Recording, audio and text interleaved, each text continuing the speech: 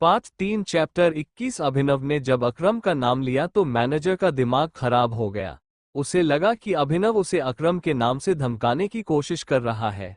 ऐसे में उसने कहा, उनका नाम अकरम नहीं है, अकरम सर है।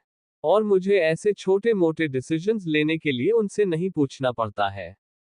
मैं इस कंपनी का मैनेजर हूं और इतनी पावर तो मेरे हाथ में भी है कि अगर कोई बंदा काम नहीं कर रहा हो तो मैं अपने से नीचे के उस बंदे को जब चाहूं तब फायर कर सकता हूं। ये सुनते ही अभिनव को हंसी आ गई, लेकिन उसने अपने आप को रोका और बोला, सीरियसली, मैं काम नहीं कर रहा था। तुमने मुझे इसलिए फायर किया या कामिनी ने तुम्हें मेरे खिलाफ भड़काया, इसलिए? तुम कहना क्या चाहते हो?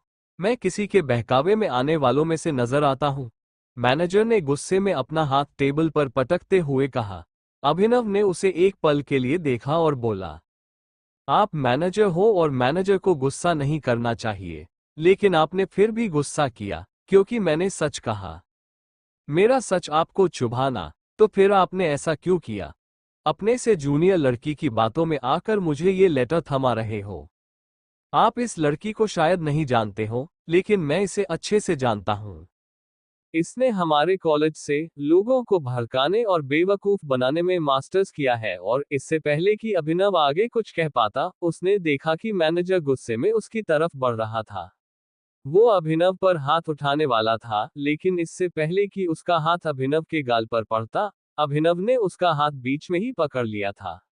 ये देख मैनेजर और ज्यादा तमतमा गया था। उसने अपना हाथ छुड़वाने की कोशिश की, लेकिन अभिनव की गिरफ्त इतनी मजबूत थी कि मैनेजर की ताकत रत्ती भर भी काम नहीं कर रही थी। आखिर में उसने चिल्लाते हुए कहा, छोड़ो मेरा हाथ। अपना हाथ संभाल कर रखते तो मुझे इसे पकड़ने की जरूरत ही नहीं पड़ती। अभिनव ने मुस्कुराते हुए कहा और मैनेजर का हाथ छोड़ दिया। मैनेजर ने देखा कि उसके हाथ पर लाल निशान बन गया था। उसे तेज दर्द हो रहा था। उसी दर्द में उसने गुस्से से अभिनव को देखा और चिल्लाते हुए कहा, you are fired, understand, get lost. Abhinav ने पहले मैनेजर को देखा और उसके बाद उसकी नजर उस लेटर पर पड़ी जो मैनेजर ने उसे दिया था। अभिनव ने तरीके से उस लेटर को फोल्ड किया, फिर से उसे लिफाफे में डाला और मैनेजर के मुंह पर मारते हुए बोला, मैं जा रहा हूं।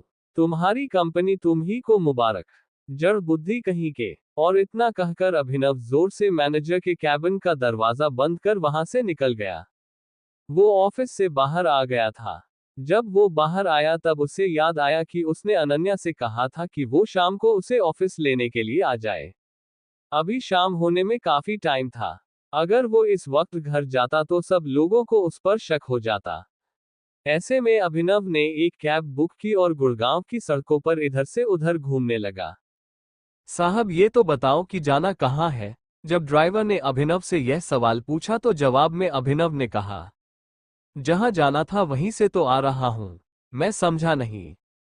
पता है, गाड़ी चलाते रहो, अभिनव ने कहा और खिड़की से बाहर देखने लगा। उसकी नजर गुड़गांव की उन बड़ी बड़ी इमारतों पर पड़ी जो रास्ते में गुजरती जा रही थी।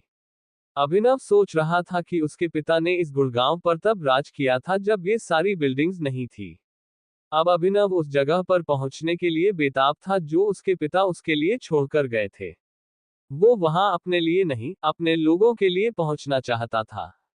ड्राइवर कुछ देर तक इधर से उधर गाड़ी चला ही रहा था कि अचानक उसने बीच में गाड़ी रोक दी।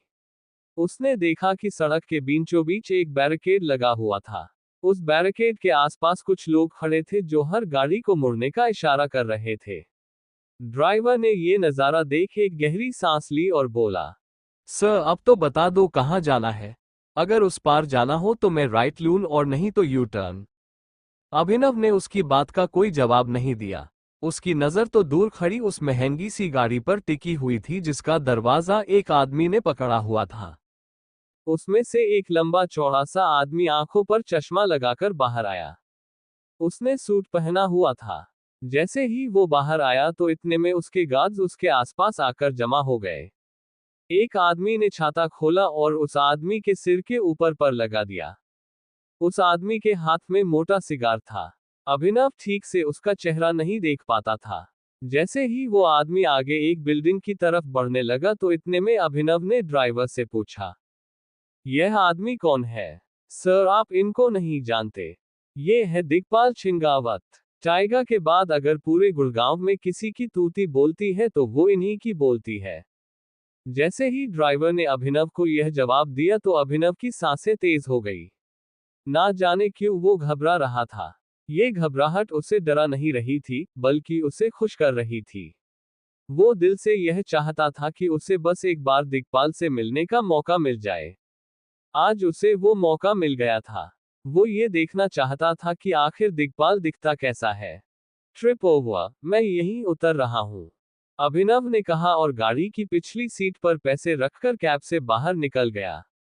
वो सीधा उस बिल्डिंग की तरफ बढ़ता जा रहा था जहां दिग्पाल गया था। इस बीच अभिनव के दिमाग में कई सारी बातें चल रही थी। उसने जब दिग्पाल को इतने बड़े जत्थे के साथ देखा तो उसे ख्याल आया कि अगर दिग्पाल जैसा आदमी इतने बड़े जत्थे के साथ चल सकता है तो फिर उस दिन उसके पिता इतने बड़े जत्थे के साथ क्यों नहीं चल रहे थे। अगर उनके पास भी इतना बड़ा जत्था होता तो शायद आज वो अभिनव के साथ होते। ओए, अभिनव उस बिल्डिंग के अंदर दाखिल होने ही वाला था कि तभी उसे पीछे से एक आदमी की आवाज आई। वो आदमी अभिनव को रुकने का इशारा कर रहा था, लेकिन इससे पहले कि वो अभिनव को रोक पाता, अभिनव बिल्डिंग के अंदर दाखिल हुआ और उस भीड़ में गायब हो गया। वो आदमी अभिनव के पीछे भी आया, लेकिन अभिनव को ढूंढ नहीं पाया। जब वो आदमी निकल गया तो अभिनव भी बिल्डिंग की लॉबी की तरफ बढ़ने लगा था। वो दूर से देख पा रहा था कि दिग्पाल भी लॉबी में खड़े होकर एक आदमी से बात कर रहा था। अभिनव धीरे दो उसके करीब जाता जा रहा था। वो उसके बहुत पास पहुंच चुका था, फिर भी वो दिग्पाल का चेहरा नहीं देख पा रहा था। दिग्पाल अभिनव को धर ना ले, इसलिए अभिनव ने अपनी नजर बिल्डिंग की तरफ घुमा दी थी। वो बिल्डिंग गुड़गांव की सबसे बड़ी बिल्डिंग्स में से एक थी। अभिनव उसे देखकर ये ताज्जुब कर रहा था कि आखिर यह बिल्डिंग थी किसकी। इस बीच उसे लॉबी में किसी के चलने की आवाज आई। अभिनव ने देखा कि एक लड़की दिग्पाल के सामने आकर खड़ी हुई और झुककर उसे सलाम किया। इसके बाद उस लड़की ने दिग्पाल से कहा, चलिए दिग्पाल सर। दिग्पाल आगे चल रहा था और वो लड़की उसके पीछे चली जा रही थी। दोनों आपस में कुछ बात कर रहे थे। वो अपनी बाईं तरफ बने दरवाजे की तरफ बढ़ते जा रहे थे। अभिनव ने भी उसके पीछे जाने की ठान ली थी, लेकिन इससे पहले कि वो दिग्पाल का पीछा कर पाता, इतने में एक हाथ ने अभिनव के कंधे को जकड़ लिया। तुझे क्या लगा, तू यहाँ जासूसी करेगा और हमें पता नहीं चलेगा? उस आदमी ने अभिनव से कहा जिसने उसके कंधे पर हाथ रखा था। अभिनव उसे देख अंदर से घबरा गया, लेकिन उसने अपनी घबराहट को अपने चेहरे पर नहीं आने दिया। इससे पहले कि अभिनव अपनी सफाई में उसे कुछ कह पाता, उस आदमी ने अपने बाकी लोगों के साथ अभिनव को खींचकर बाहर ले जाना शुरू कर दिया था। वो उसे ले जा ही रहे थे कि तभी एक आदमी दूसरी दिशा से भागता हुआ आया। उसके कपड़े देखकर लग रहा था कि वो भी इन्हीं लोगों का साथी थी। उस आदमी ने कहा, क्या कर रहे हो? छोड़ो उसे और मेरे साथ आओ।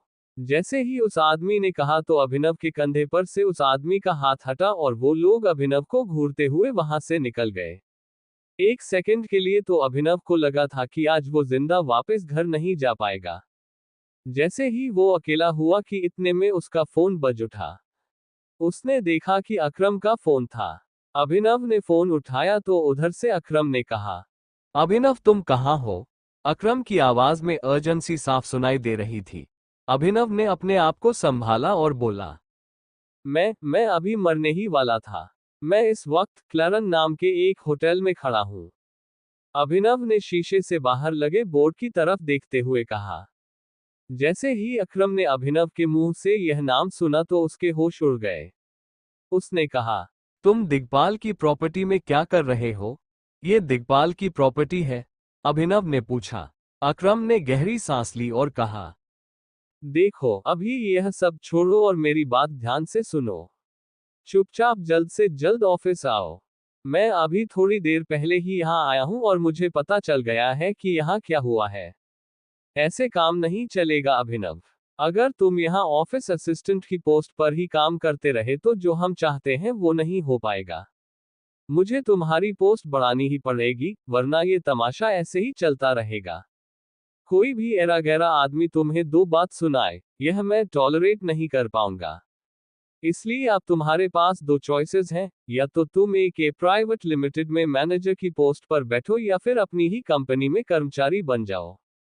मैं वहीं आ रहा हूं, मिलकर बात करते हैं, अभिनव ने कहा और फोन काट दिया। वो फिर से उस दरवाजे को देख रहा था जिसमें दिग्पाल दाखिल हुआ था। अभिनव का मन तो कर रहा था कि वो सीधा उस दरवाजे में घुसकर दिग्पाल को देख ले, लेकिन उसने अपने आप को रोका और वहां से निकल गया। कुछ देर के बाद वो एके प्राइवेट लिमिटेड के ऑफिस पहुंच चुका था। उसे कंपनी से निकाले जाने की खबर पूरे ऑफिस में आग की तरह फैल चुकी थी। ऐसे में जब सभी ने अभिनव को वापस ऑफिस में देखा तो उनकी आंखें फटी की फटी रह गई। अब अगर इस हालत में अकरम अभिनव को फिर से अपनी कंपनी में काम पर रख लेता, तो सारे कर्मचारियों को ये बात समझने में देर नहीं लगती कि अभिनव और अकरम के बीच कैसा रिश्ता है। अकरम अभिनव के साथ आगे क्या करने वाला था, अब सभी लोगों की नजरें बस इसी बात पर टिकी हुई थी। अभिनव ने किसी से नजर नहीं मिलाई और सीधा अकरम के कैबिन की तरफ बढ़ने लगा। तुम्हें पता है, अगर मैं तुम्हारी कंपनी में काम करता रहा तो मेरे लिए चीजें कितनी आसान होंगी? अभिनव ने अकरम से पूछा। वो अकरम के कैबिन में लगे सोफा पर बैठा हुआ था। अकरम ने कहा, मैं जानता हूँ। मैंने खुद इस बारे में बहुत सोचा, लेकिन मैं ये भी नहीं देख पाऊंगा कि कोई साधारण सा मैनेजर तुम्हारी इंसल्ट करे। मैं सभी को ये जता देना चाहता हूँ कि तुम कोई आम एम्प्लॉय नहीं हो। अकरम की आवाज में उसका दर्द साफ झलक रहा था। अभिनव ने कहा, लेकिन तुम मुझे अचानक से मेरी ही कंपनी में काम करने के लिए क्यों भेजना चाहते हो? तुमने तो मुझे कभी बताया भी नहीं कि मेरी अपनी भी कोई कंपनी है, तो फिर अब क्यों?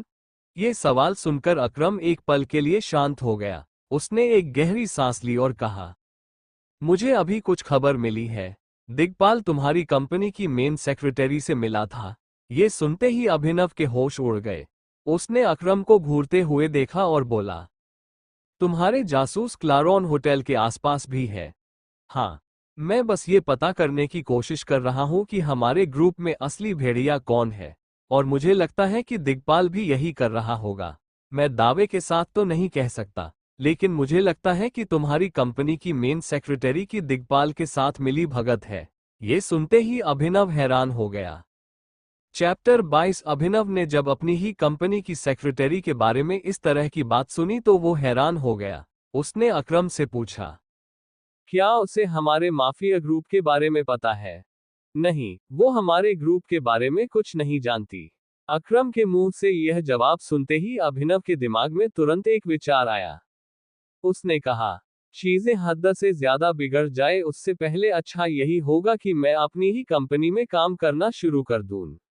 बाहर वालों को ये खबर नहीं लगनी चाहिए कि हम दोनों के बीच क्या रिश्ता है। जब तक मैं उस जासूस को और अपने पिता के कातिल को नहीं पकड़ लेता, तब तक मुझे ये करना ही पड़ेगा। अकरम ने उसकी बात सुन एक गहरी सांस ली और कहा, ठीक है तो फिर, जैसा तुम्हें सही लगे, लेकिन फिर भी मैं उस मैनेजर को तो जॉब से निकालने वाला हूँ। उसे तुमसे इस तरह से बात नहीं करनी चाहिए थी। अभिनव भी उसकी बात सुनकर मुस्कुरा दिया। अगर मैनेजर ने कामिनी की बातों में आकर अभिनव के साथ इस तरह की बदतमीजी नहीं की होती तो वो अकरम के इस फैसले का कभी समर्थन नहीं करता। उसने अकरम की तरफ देखकर कहा, उसे तो सबक मिलना ही चाहिए। अभिनव के इतना कहते ही जेनी अकरम के कैबिन में कॉफी ट्रे के साथ दाखिल हो गई थी। अभिनव ने ट्रे पर रखा एक कप उठाया और कॉफी पीने लगा। जेनी की नजर में भी अब अभिनव की इज्जत बढ़ने लगी थी, लेकिन साथ ही उसके मन में यह सवाल भी उठ रहे थे कि आखिर अभिनव है कौन। बाकी ऑफिस वालों की तरह वो भी अकरम और अभिनव की मीटिंग के नतीजे के आने का इंतजार कर रही थी। अकरम ने जेनी को बाहर जाने का इशारा किया। जैसे ही वो बाहर निकली तो अभिनव ने अकरम से पूछा, लेकिन मुझे एक बात समझाओ, क्या दिग्पाल इतना बड़ा बेवकूफ है कि वो दिन दहाड़े मेरी सेक्रेटरी से मिल रहा है? उसके दिमाग में भी तो ये बात होगी ही ना कि कोई उसे देख रहा है। कहीं ऐसा तो नहीं है कि उसने जानबूझकर ये सब किया? अगर ऐसा होता तो वो रानी से क्यों मिलता? रानी? तुम्हारी सेक्रेटरी, बातों दो में मैं उसका नाम तुम्हें बताना भूल गया। अकरम ने कहा। अभिनव ने हाँ में सिर हिलाया और अकरम ने आगे कहा, तुम जो कह रहे हो वो सुनने में सही लग रहा है, लेकिन सवाल फिर से वही खड़ा होता है कि अगर उसे ये सब पता था तो फिर वो रानी से क्यों मिल रहा था। मुझे जो जवाब समझ में आता है वो यह है कि हो सकता है दिग्पाल रानी को पहले से जानता हो। हाँ, अभिनव ने अकरम की बात के जवाब में कहा और उठकर बड़ी सी खिड़की की तरफ बढ़ने लगा। वो देख रहा था कि सूरज ढलने लगा था। अभिनव को अचानक से याद आया कि अनन्या किसी भी वक्त उसे यहाँ लेने आ सकती है। उसने घड़ी देखी और उसके बाद फिर से अकरम की तरफ पलटते हुए बोला, जो भी हो, लेकिन उसने आज जो किया, उसके पीछे उसकी मंशा कुछ और है। अगर यह कोई नॉर्मल मुलाकात होती तो वो दिन में तो रानी से नहीं मिलता। वो उसे रात में ही बुलाता, और वो भी गुड़गांव में नहीं, कहीं और। कहीं कुछ तो गड़बड़ है। मुझे पता नहीं क्या, लेकिन कुछ तो है जो ऑफ है। हो सकता है कि उसने ये सब सिर्फ हमें दिखाकर उलझाने के लिए किया हो। अकरम ने कहा। अब उसे भी अभिनव की बात में दम लग रहा था। अभिनव ने कुछ नहीं कहा। वो पलटकर खिड़की की तरफ देखने लगा था। तभी उसकी नजर नीचे सड़क पर पड़ी। एक गाड़ी AK प्राइवेट लिमिटेड के ऑफिस की तरफ बढ़ी चली आ रही थी। कुछ देर के बाद वो गाड़ी रुकी और अनन्या उसमें से बाहर निकल आई। अनन्या को देखकर अभिनव के चेहरे पर मुस्कान आ गई थी। वो फिर से अकरम की तरफ पलटा और बोला, शायद वो हमें ये सोचने पर मजबूर करना चाहता है कि जासूस रानी है, लेकिन जासूस रानी नहीं है, कोई और है, और वो जो भी है, मेरी नजर से ज्यादा दिन तक बच नहीं पाएगा। रही बात नौकरी की, तो मैं चलता हूँ बॉस, मुझे दूसरी कंपनी में नौकरी मिल गई है। अभिनव ने आखिरी बात मजाक में कही, जिसे सुनकर अकरम को हंसी आ गई। दोनों ने एक दूसरे से हाथ मिलाया और अभिनव उसके कैबिन से बाहर आ गया। उसके दिमाग में अभी भी जासूस वाली बात ही चल रही थी। इस प्रॉब्लम को सॉल्व करने का उसे बस एक ही तरीका नजर आ रहा था, और वो था प्रॉब्लम के जितना ज्यादा हो सके उतना ज्यादा करीब जाना। अब क्योंकि उसे कोई जानता नहीं था, ऐसे में वो बहुत सारे लोगों से मिल सकता था, इस बारे में बात कर सकता था। कोई ना कोई तो उसे सच बता ही देता। भले ही अभिनव को ये काम करने में दिन नहीं, महीनों लग जाते, फिर भी उसे कोई चिंता नहीं थी। वो जानता था कि वो ये कर लेगा। जब अभिनव लॉबी में आया तो उसने पाया कि उसके ट्रांसफर की खबरें आग की तरह पूरे ऑफिस में फैल चुकी थी। हर किसी के चेहरे पर इस बात की खुशी साफ नजर आ रही थी कि अभिनव को कंपनी से बाहर निकाल दिया गया है। इस वक्त अगर कोई सबसे ज्यादा खुश था तो वो थी कामिनी। उसे यह जानकर अच्छा लगा कि इस बार अकरम अभिनव की तरफ नहीं था। अभिनव जहां जहां से गुजर रहा था, वहां वहां लोग उसकी पीठ के पीछे उसके बारे में बातें कर रहे थे। अभिनव बिना किसी की बात सुने वहां से बाहर निकल गया था। जैसे ही वो बाहर आया तो इतने में कामिनी भागते हुए उसके पीछे से आए और उसके सामने आकर खड़ी हो गई। अभिनव देख पा रहा था कि उसके चेहरे पर एक बड़ी सी मुस्कान थी।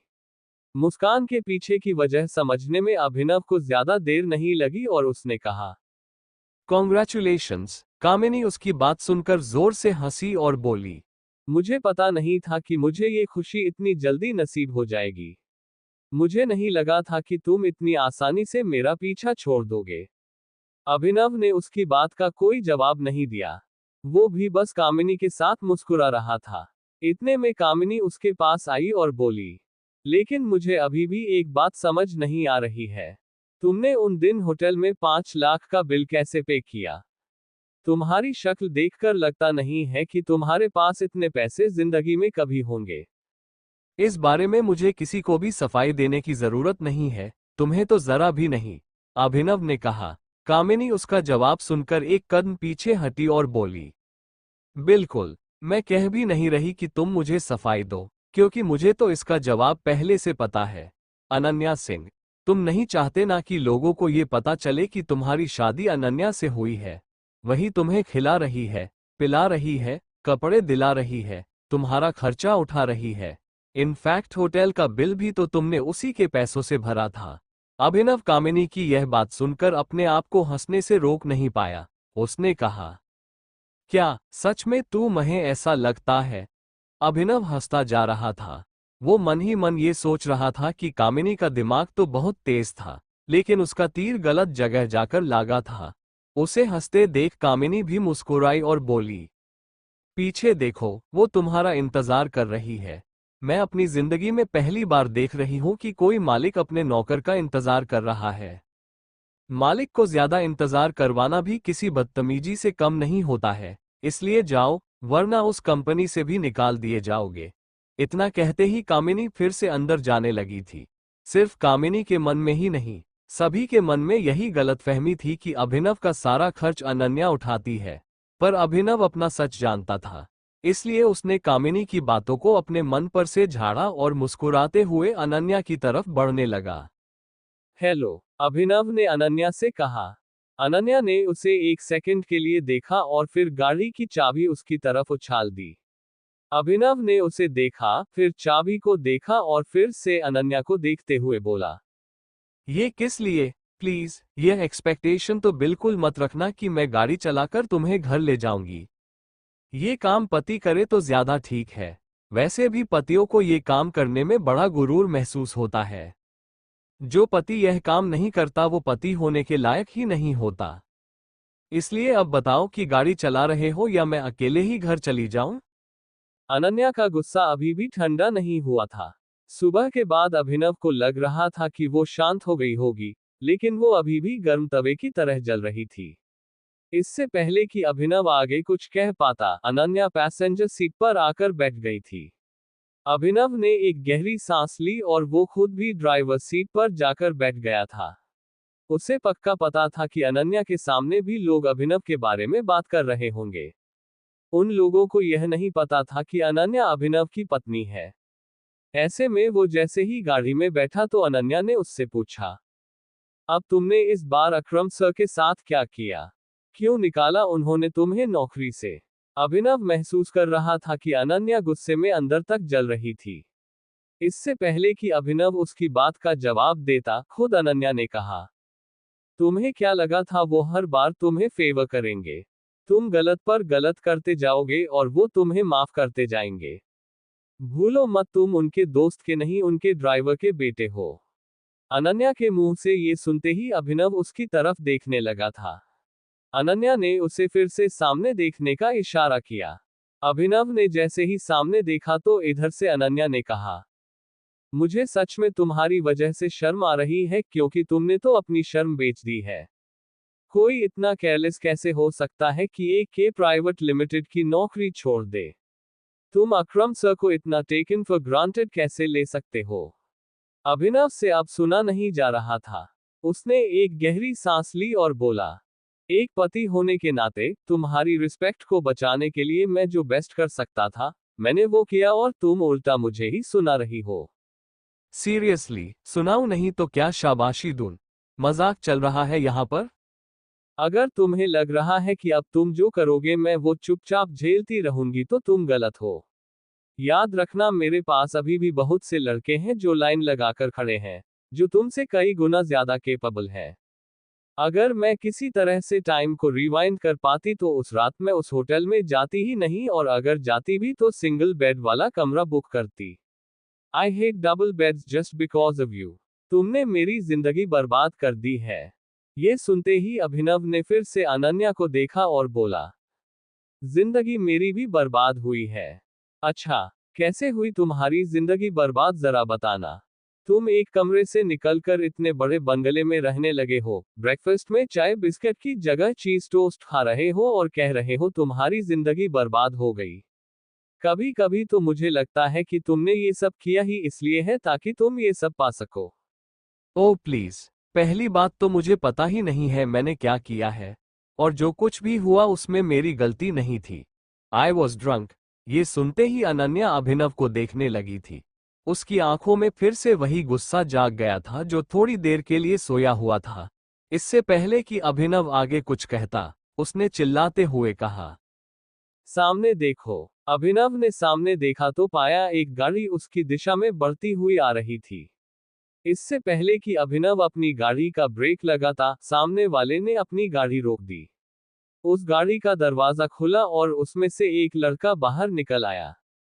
ये लड़का और कोई नहीं बल्कि चिराग था। उसके चेहरे पर एक सुंदर सी मुस्कान थी। उस मुस्कान के साथ वो अनन्या और अभिनव की तरफ बढ़ा चला आ रहा था। अभिनव को समझ नहीं आ रहा था कि चिराग ने उन्हें इस तरह से रास्ते में क्यों रोका था। चैप्टर 23 चिराग अभिनव की गाड़ी की तरफ बढ़ता चला आ रहा था।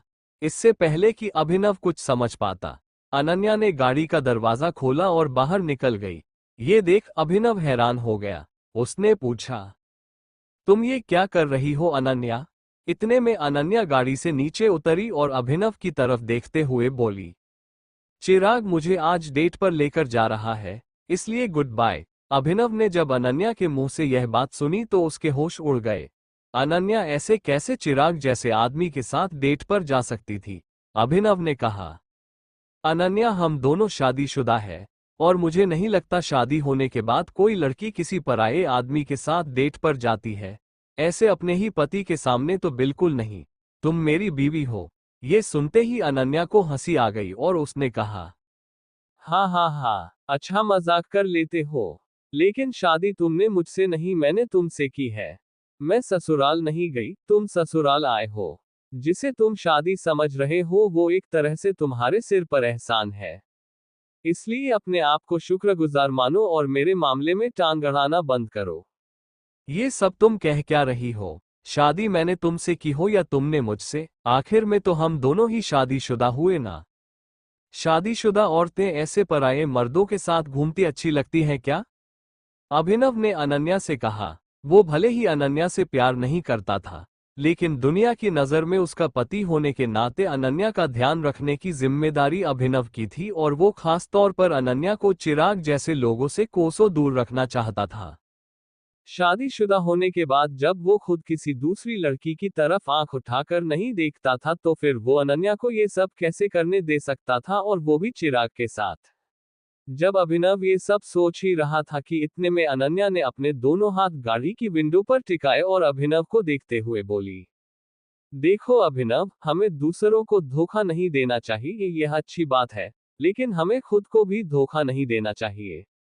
इस शादी का कोई मतलब नहीं है, ये तुम भी जानते हो और मैं भी। वैसे भी मैंने तुम्हारे नाम की अंगूठी तो नहीं पहनी है। हाँ तो मैं तुम्हें अंगूठी पहना देता हूँ ना। कहो तुम्हें कितनी अंगूठियां चाहिए? अभिनव ने कहा।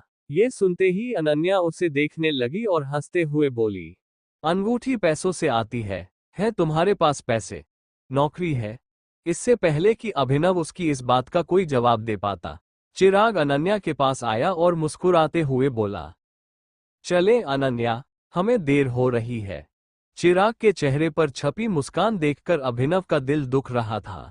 चिराग अभिनव को गुस्सा दिलाने में कोई कमी नहीं रख रहा था। जब अभिनव से रहा नहीं गया तो उसने कहा, पागल आदमी, तुझे दिखाई नहीं दे रहा है कि यह मेरी बीवी है? चिराग ने ये सुन अभिनव को देखा और बोला, नहीं, ये तुम्हारी बीवी नहीं है। इसकी उंगली में कोई अंगूठी नहीं है और इसकी माँ ने कहा है कि यह अपने लिए लड़का ढूंढ रही है। क्या? चिराग के मुंह से यह बात सुनते ही अभिनव तो हैरान हुआ ही, अनन्या उससे ज्यादा हैरान हो गई। उसने चिराग को देखा और बोली, मेरी माँ ने तुम्हें ये कहा है कि मैं लड़के ढूंढ रही हूँ? इतने में अभिनव ने बीच में आते हुए कहा, चिराग मैं तुम्हें वार्न कर रहा हूँ, मेरी बीवी से दूर रहो। चिराग ने अभिनव की धमकी को तो इग्नोर किया, लेकिन अनन्या की तरफ देखते हुए बोला, अनन्या, तुम्हारी माँ को तुम्हारी बहुत चिंता है। हर माँ यही तो चाहती है कि उसके बच्चे के साथ कुछ भी बुरा ना हो। इसमें गलत क्या है? चिराग की बात सुन अनन्या का गुस्सा थोड़ा शांत हुआ और उसने हाँ में सिर हिला दिया। इसके बाद उसने अभिनव को देखा और बोली, तुम मेरी गाड़ी लेकर घर पहुंचो, मैं रात तक आ जाऊंगी। चलो चिराग। नहीं अनन्या, प्लीज प्लीज मेरी बात सुनो। अगर तुम्हें अंगूठी चाहिए तो मैं तुम्हें लाकर दूंगा। अरे मैं तुम्हें अंगूठियों की पूरी फैक्ट्री। अभिनव जाती हुई अनन्या को रोकने के लिए ये सब कह रहा था, लेकिन अनन्या रुकने का नाम नहीं ले रही थी। इस बीच अभिनव की हालत देखने के लिए चिराग पलटा और अभिनव की तरफ आंख मारकर हंसने लगा। वो अनन्या की कमर में हाथ डालने का नाटक भी कर रहा था। ये देख अभिनव जल भून गया था। उसका मन तो कर रहा था कि वो अनन्या की गाड़ी से अभी के अभी चिराग को उड़ा दे, लेकिन तब तक चिराग और अनन्या गाड़ी में बैठे और वहां से निकल गए। कुछ देर के बाद जब अभिनव का गुस्सा ठंडा पड़ा तो वो भी घर जाने के लिए निकल पड़ा। उसे भूख तो बहुत लगी थी, लेकिन उसे पता नहीं था कि शर्मिला उसे खाना खाने देगी या नहीं। इसलिए उसने पिज़्ज़ा ऑर्डर कर लिया था। जब अभिनव घर में दाखिल हुआ तो उसने देखा कि शर्मिला लिविंग रूम में ही कुर्सी लगाकर बैठी थी। उसके चेहरे पर गुस्सा साफ नजर आ रहा था। अगर वो एक बार अभिनव को नजर उठाकर देख लेती तो अभिनव अपने आप मर जाता। अभिनव चाहता तो अनन्या के कमरे में जाकर आराम कर सकता था, लेकिन उसके लिए लिविंग रूम में रुकना जरूरी था। उसका पिज़्ज़ा आने वाला था, पर मुसीबत ये थी कि लिविंग रूम में सिर्फ शर्मिला थी, राजीव नहीं था। ऐसे में अभिनव ने थोड़ी हिम्मत की और शर्मिला के पास पड़ी एक कुर्सी पर जाकर बैठ गया। इस बार शर्मिला की नजर अभिनव से जा मिली थी। वो उसे इस तरह से घूर रही थी जिससे अभिनव को अनकंफर्टेबल फील हो रहा था। एक पल को तो उसे लगा कि उसे पिज़्ज़ा भूलकर सीधा कमरे में चले जाना चाहिए। लेकिन इससे पहले कि वो अपनी जगह से उठता, शर्मिला ने कहा, तो मैंने जो सुना वो सच है ना? अभिनव ने नजर उठाकर शर्मिला को देखा और बोला, क्या सच है? अभिनव को शर्मिला की बात समझ नहीं आ रही थी। शर्मिला ने कहा, यही कि अकरम ने तुम्हें नौकरी से निकाल दिया है।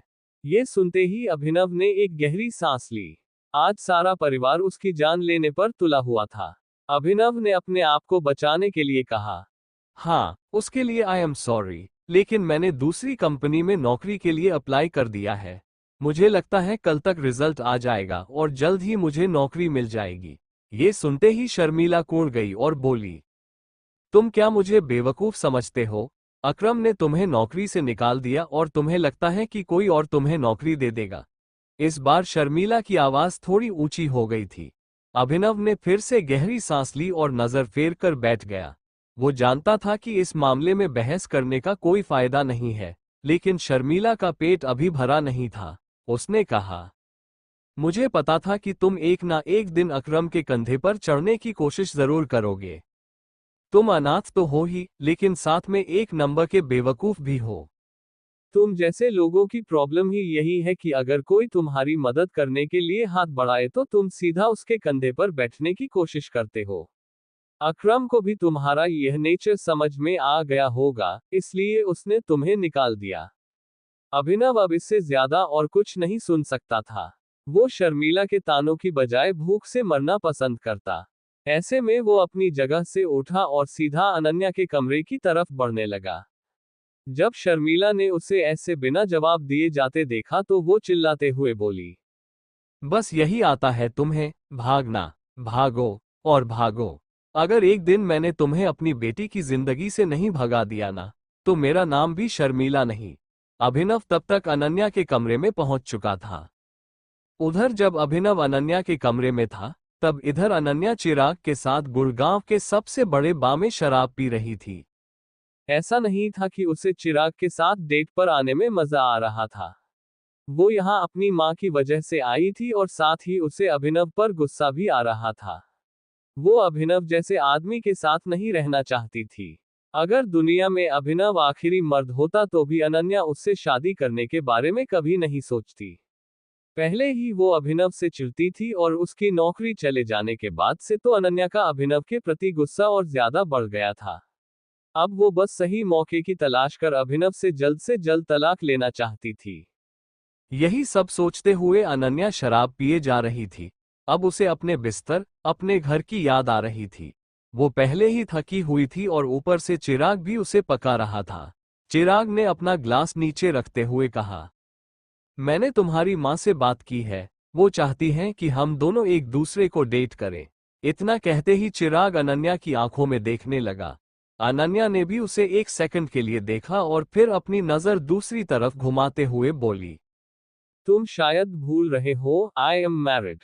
चिराग उसकी बात सुन धीरे से हंसा और बोला, मुझे मालूम है और यह बात तुम्हारी माँ भी जानती है, लेकिन हम लोग ये भी जानते हैं कि अभिनव है कौन। वो एक बेकार, सड़क छाप और आवारा लड़का है। उसकी वैल्यू एक डस्टबिन से ज्यादा नहीं है।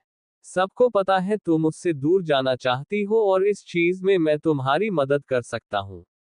चिराग के चेहरे पर मुस्कान थी। अनन्या ने एक पल के लिए उस मुस्कान को देखा और उसके बाद फिर से अपनी नजर फेर ली।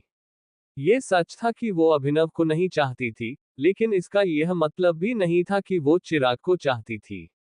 वो बस अकेले रहना चाहती थी और अपनी जिंदगी का मजा लेना चाहती थी। इसलिए अनन्या ने कहा, चिराग, मुझे इस सब में कोई इंटरेस्ट नहीं है और मैं शादीशुदा भी हूँ, एटलीस्ट फॉर नाउ। तो जब तक मैं शादीशुदा हूँ, तब तक मैं किसी के साथ चीटिंग नहीं कर सकती हूँ। ये सुन चिराग ने एक गहरी सांस ली और बोला, I like you a lot Ananya, और ये तुम्हारे लिए बहुत बेनिफिशियल हो सकता है। तुम्हें पता है कि शहर की सबसे बड़ी कंपनीज में से एक को मैं चलाता हूँ। मैंने तुम्हारे बिजनेस में भी इतना इन्वेस्टमेंट इसलिए किया था बिकॉज आई लाइक यू। मैं और भी बहुत कुछ कर सकता हूँ। मेरे पास और एक कंपनी है। हम दोनों मिलकर बहुत सारे कॉन्ट्रैक्ट साइन कर सकते हैं जिससे तुम्हारी और मेरी, हम दोनों की कंपनी को फायदा होगा। इस पॉइंट ऑफ टाइम पर तुम्हें अपनी लाइफ में ऐसे इंसान की जरूरत है जो तुम्हारे पैशन को समझे और उसे आगे बढ़ाने में मदद करे, और अभिनव जैसा अनाथ तो वैसा इंसान बिल्कुल भी नहीं है। चिराग इतना कहते ही अपनी ही बात पर हंसने लगा था। वो जिस तरह से अभिनव की इंसल्ट कर रहा था, वो अनन्या को जरा भी पसंद नहीं आ रहा था। इसलिए अनन्या ने कहा, प्लीज थोड़ा ठीक से बात करो। उसने अपने पेरेंट्स को खोया है। तुम्हें उसके बारे में इस तरह से बात नहीं करनी चाहिए। चिराग ने ये सुनकर एक गहरी सांस ली और बोला, मुझे नहीं लगता तुम्हें इस लड़के से ज्यादा होप रखनी चाहिए। वो तो ठीक से स्ट्रगल भी नहीं कर सकता। अनन्या अब चिराग की और बकवास नहीं सुन सकती थी। ऐसे में उसने अपनी ड्रिंक खत्म की और अपनी जगह से खड़ी होकर बोली, काफी लेट हो गया है, मुझे चलना चाहिए। अनन्या, तुम्हें पता है ना, हमारा कॉन्ट्रैक्ट इस महीने एक्सपायर होने वाला है और हमें डील आगे बढ़ाने के लिए अगला कॉन्ट्रैक्ट साइन करना पड़ेगा। चिराग ने अनन्या को याद दिलाते हुए कहा। उसकी यह बात सुनते ही अनन्या के दिल की धड़कन रुक गई थी। उसे लग रहा था कि चिराग उसे दूसरे शब्दों में धमकी दे रहा था। बिना चिराग के अनन्या की कंपनी सर्वाइव नहीं कर सकती थी, लेकिन वो ये भी नहीं चाहती थी कि चिराग इस बात का गलत फायदा उठाए। इसलिए उसने कहा, चिराग, मुझे लगता है कि हमें पर्सनल और प्रोफेशनल मैटर्स को अलग दो रखना चाहिए। ये हम दोनों के लिए बेहतर होगा। अनन्या की बात सुन चिराग मुस्कुराया, उसने अपनी ड्रिंक खत्म की और अपनी जगह से खड़े होते हुए बोला, चलो मैं तुम्हें घर छोड़ देता हूँ। इतनी रात को कैब से घर जाना गुड़गांव में सेफ नहीं है। ये सुनते ही अनन्या ने हाँ में सिर हिला दिया, लेकिन उसके दिमाग में अभी भी चिराग की बातें घूम रही थी।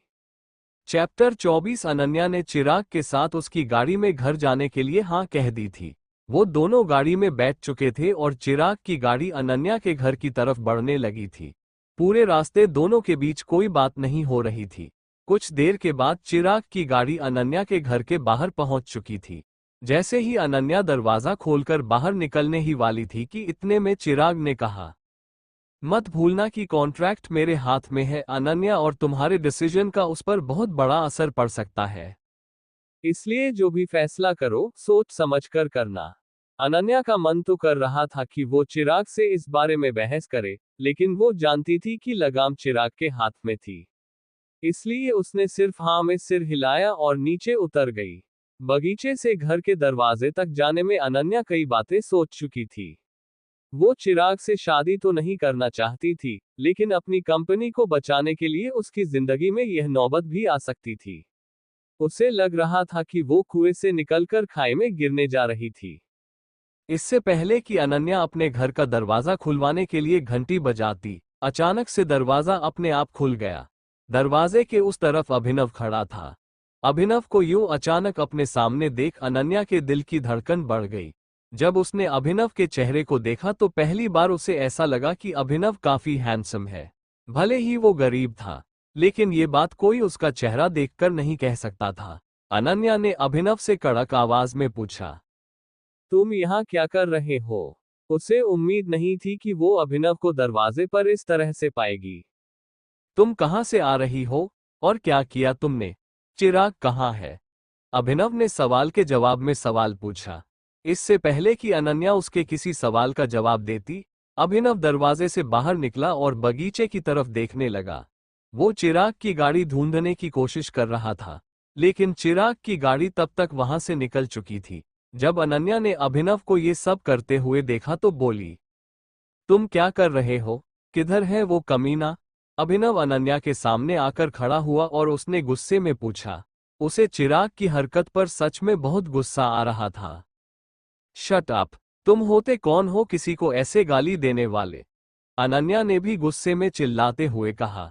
अभिनव ने ये सुनकर एक गहरी सांस ली और बोला, मैं उसे ऐसे ही कमीना नहीं बोल रहा हूं। वो कमीना है इसलिए कमीना बोल रहा हूं। इतनी रात तक वो कमीना मेरी बीवी के साथ कर क्या रहा था? कोई शरीफ इंसान ऐसा कमीनापन करता है क्या? अभिनव की बात सुन अनन्या ने भी एक गहरी सांस ली और बोली, मैं तुम्हारी बीवी नहीं हूं अभिनव, और प्लीज उसे बार बार कमीना कमीना बोलना बंद करो। I just hate this word. इतना कहकर अनन्या लिविंग रूम की तरफ बढ़ने लगी थी। अभिनव भी उसके पीछे दो चलता जा रहा था। चिराग पर अभिनव को जो गुस्सा आ रहा था वो अभी तक शांत नहीं हुआ था। जैसे ही अनन्या अपने कमरे में जाने वाली थी कि इतने में अभिनव ने उसे रोका और बोला, तुम्हें अंगूठी चाहिए ना? ठीक है, तुम्हें जो अंगूठी चाहिए मैं लाकर दूंगा, लेकिन तुम्हें प्रॉमिस करना होगा कि उसके बाद तुम किसी भी लड़के से डेटिंग के लिए नहीं मिलोगी, उस चिराग से तो बिल्कुल भी नहीं। ये सुनते ही अनन्या, जो कि कमरे में दाखिल होने ही वाली थी, उसने पलटकर अभिनव को देखा और देखते ही देखते उसके चेहरे पर हंसी आ गई। अभिनव अभी भी अपने गंभीर चेहरे के साथ उसके सामने खड़ा था। अनन्या ने कहा, सीरियसली? मान लो अगर मैं कहूं कि मुझे डायमंड रिंग चाहिए तो तुम कैसे लाकर दोगे मुझे डायमंड रिंग? चोरी करोगे? कैसी बातें कर रही हो अनन्या? मैं तुम्हें चोर नजर आता हूं? तुम और तुम्हारी फैमिली मुझे जितना निकम्मा समझती है ना, मैं उतना निकम्मा हूं नहीं। अभिनव ने अनन्या की बात के जवाब में कहा। ये सुनते ही अनन्या जोर से हंसने लगी। इतने भारी और स्ट्रेसफुल दिन के बाद अनन्या को इस तरह से खुलकर हंसने में काफी मजा आ रहा था। उसने हंसते हुए ही अभिनव से कहा, तुम बड़े मजाकिया हो अभिनव, लेकिन यह मत समझ लेना कि तुम हंसा हंसाकर मेरा दिल जीत लोगे। मैं अपना फैसला ले चुकी हूं और उस फैसले को तुम्हारा कोई जोक नहीं बदल सकता है। मैं यह मानती हूं कि तुम नाकारा हो, निकम्मे हो, और इसलिए मैं तुम्हें तलाक देना चाहती हूं। इस बारे में कल सुबह मैं पापा से भी बात करने वाली हूं। ये बात सुनते ही अभिनव के होश उड़ गए। ऐसा नहीं था कि उसे इस बात पर विश्वास नहीं हो रहा था, लेकिन इस फैसले को लेकर अनन्या अपने ही पैरों पर कुल्हाड़ी मार रही थी। वो एक कदम अनन्या के करीब आया और बोला, तुम एक चीज भूल रही हो, तुम तब तक मुझे तलाक नहीं दे सकती जब तक मैं ना चाहूं।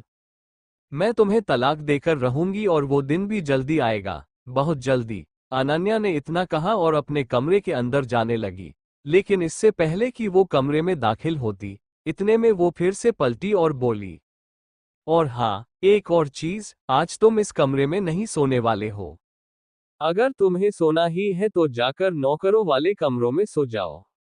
इतना कहते ही अनन्या ने कमरे का दरवाजा बंद किया और अंदर चली गई। अभिनव फिर से अनन्या के कमरे के बाहर बेसहारा सा खड़ा रह गया था। इस वक्त उसे मोंटी की सबसे ज्यादा याद आ रही थी। वो चाहता था कि जल्द से जल्द मोंटी वापस आए, अभिनव उससे बदला ले, फिर उस जासूस को पकड़कर बेनकाब करे और अपने पिता की गद्दी पर शान से बैठ जाए। तब उसे अनन्या और उसके कमरे की कभी जरूरत नहीं पड़ने वाली थी। जो लोग उसकी बेइज्जती करते थे, उसे गरीब कहते थे, अभिनव उन सभी को दिखा देना चाहता था कि वो लोग अभिनव को नहीं, टाइगर को गाली दे रहे थे। नहीं, अगर मुझे लोगों को बताना पड़े कि मैं टाइगर हूं और तब वो मेरी इज्जत करे, यह अच्छा नहीं है। इन लोगों की इज्जत तो मैं कमाऊंगा, और वो भी इन्हें बिना बताए कि मैं कौन हूं। अभिनव ने अपने आप से कहा और एक गहरी सांस लेकर नौकरों के कमरों की तरफ बढ़ने लगा। जब वो कमरे में दाखिल होने ही वाला था कि तभी उसके फोन पर एक मैसेज आया। यह मैसेज प्रोटॉन पब्लिसिटी नाम की एक कंपनी की तरफ से अभिनव को आया था। वो अभिनव को अपनी कंपनी में नौकरी पर रखना चाहते थे। अभिनव ने इस कंपनी का बहुत नाम सुना था, लेकिन जब उसे पता चला कि यह कंपनी उसी की है तो उसके होश उड़ गए।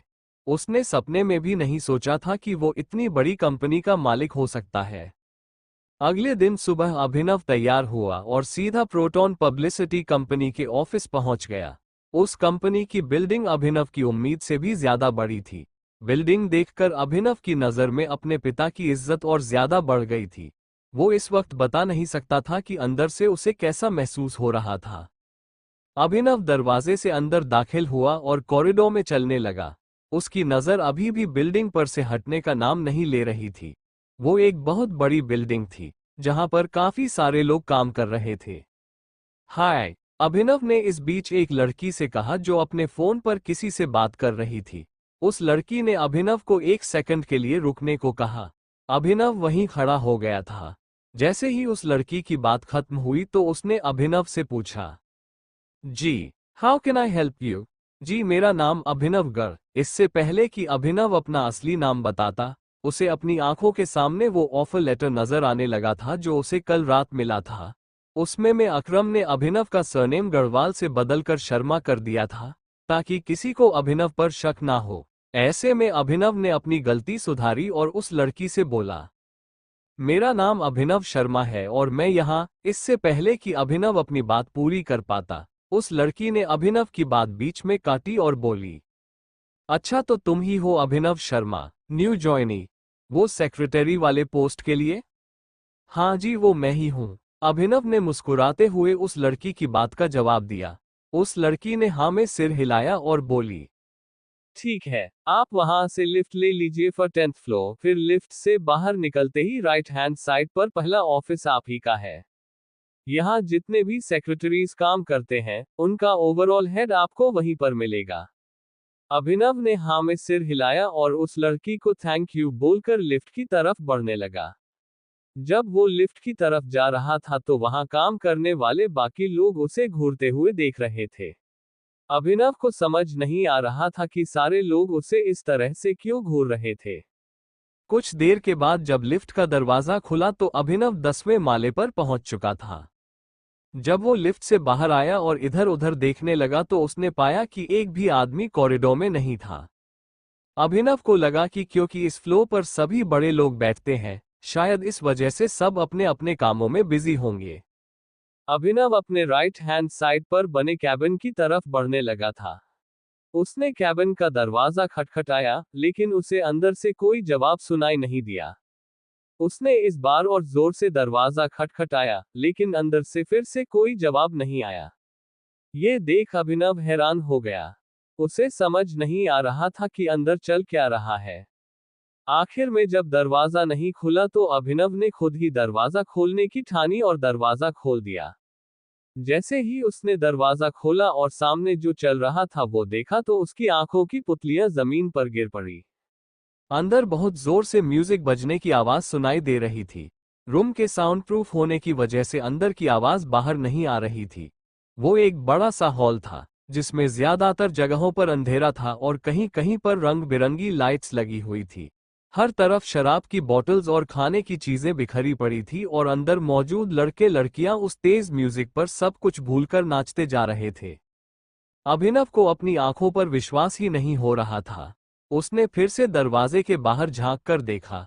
वो ये देखना चाहता था कि वो किसी कंपनी में था या फिर क्लब में। आखिर में उसने दरवाजा बंद किया और अंदर दाखिल हो गया। अभिनव अंदर आ गया। इस बात की किसी को भनक तक नहीं लगी। सभी अपनी मस्ती में मस्त थे। जब अभिनव थोड़ा और आगे आया तो अचानक से उसकी नजर एक खतरनाक नजारे पर पड़ी। उसने देखा कि एक लड़का और एक लड़की एक बड़ी सी टेबल पर एक दूसरे को चूमे जा रहे थे। ये देख अभिनव का दिमाग खराब हो गया। पियो मेरी जान! इतने में एक आदमी अभिनव के ठीक पीछे चिल्लाया और उसने एक लड़की के हाथ में ग्लास थमा दिया। अभिनव को समझ नहीं आ रहा था कि उन लोगों ने उसके पापा की कंपनी को क्लब क्यों बना दिया था। अभिनव इधर उधर देखने लगा। वो सबसे पहले इस म्यूजिक को बंद कर देना चाहता था। कुछ देर तक ढूंढने के बाद आखिरकार उसे वो प्लग मिल गया जिसमें स्पीकर कनेक्टेड था। अभिनव इन लोगों को सबक सिखाना चाहता था। ऐसे में वो प्लग के पास गया और उसे खींच दिया। जैसे ही म्यूजिक बंद हुआ तो सब लोग जैसे फिर से होश में आ गए। सभी के पैर रुक गए और एक आदमी ने चिल्लाते हुए कहा, किसने बंद किया म्यूजिक?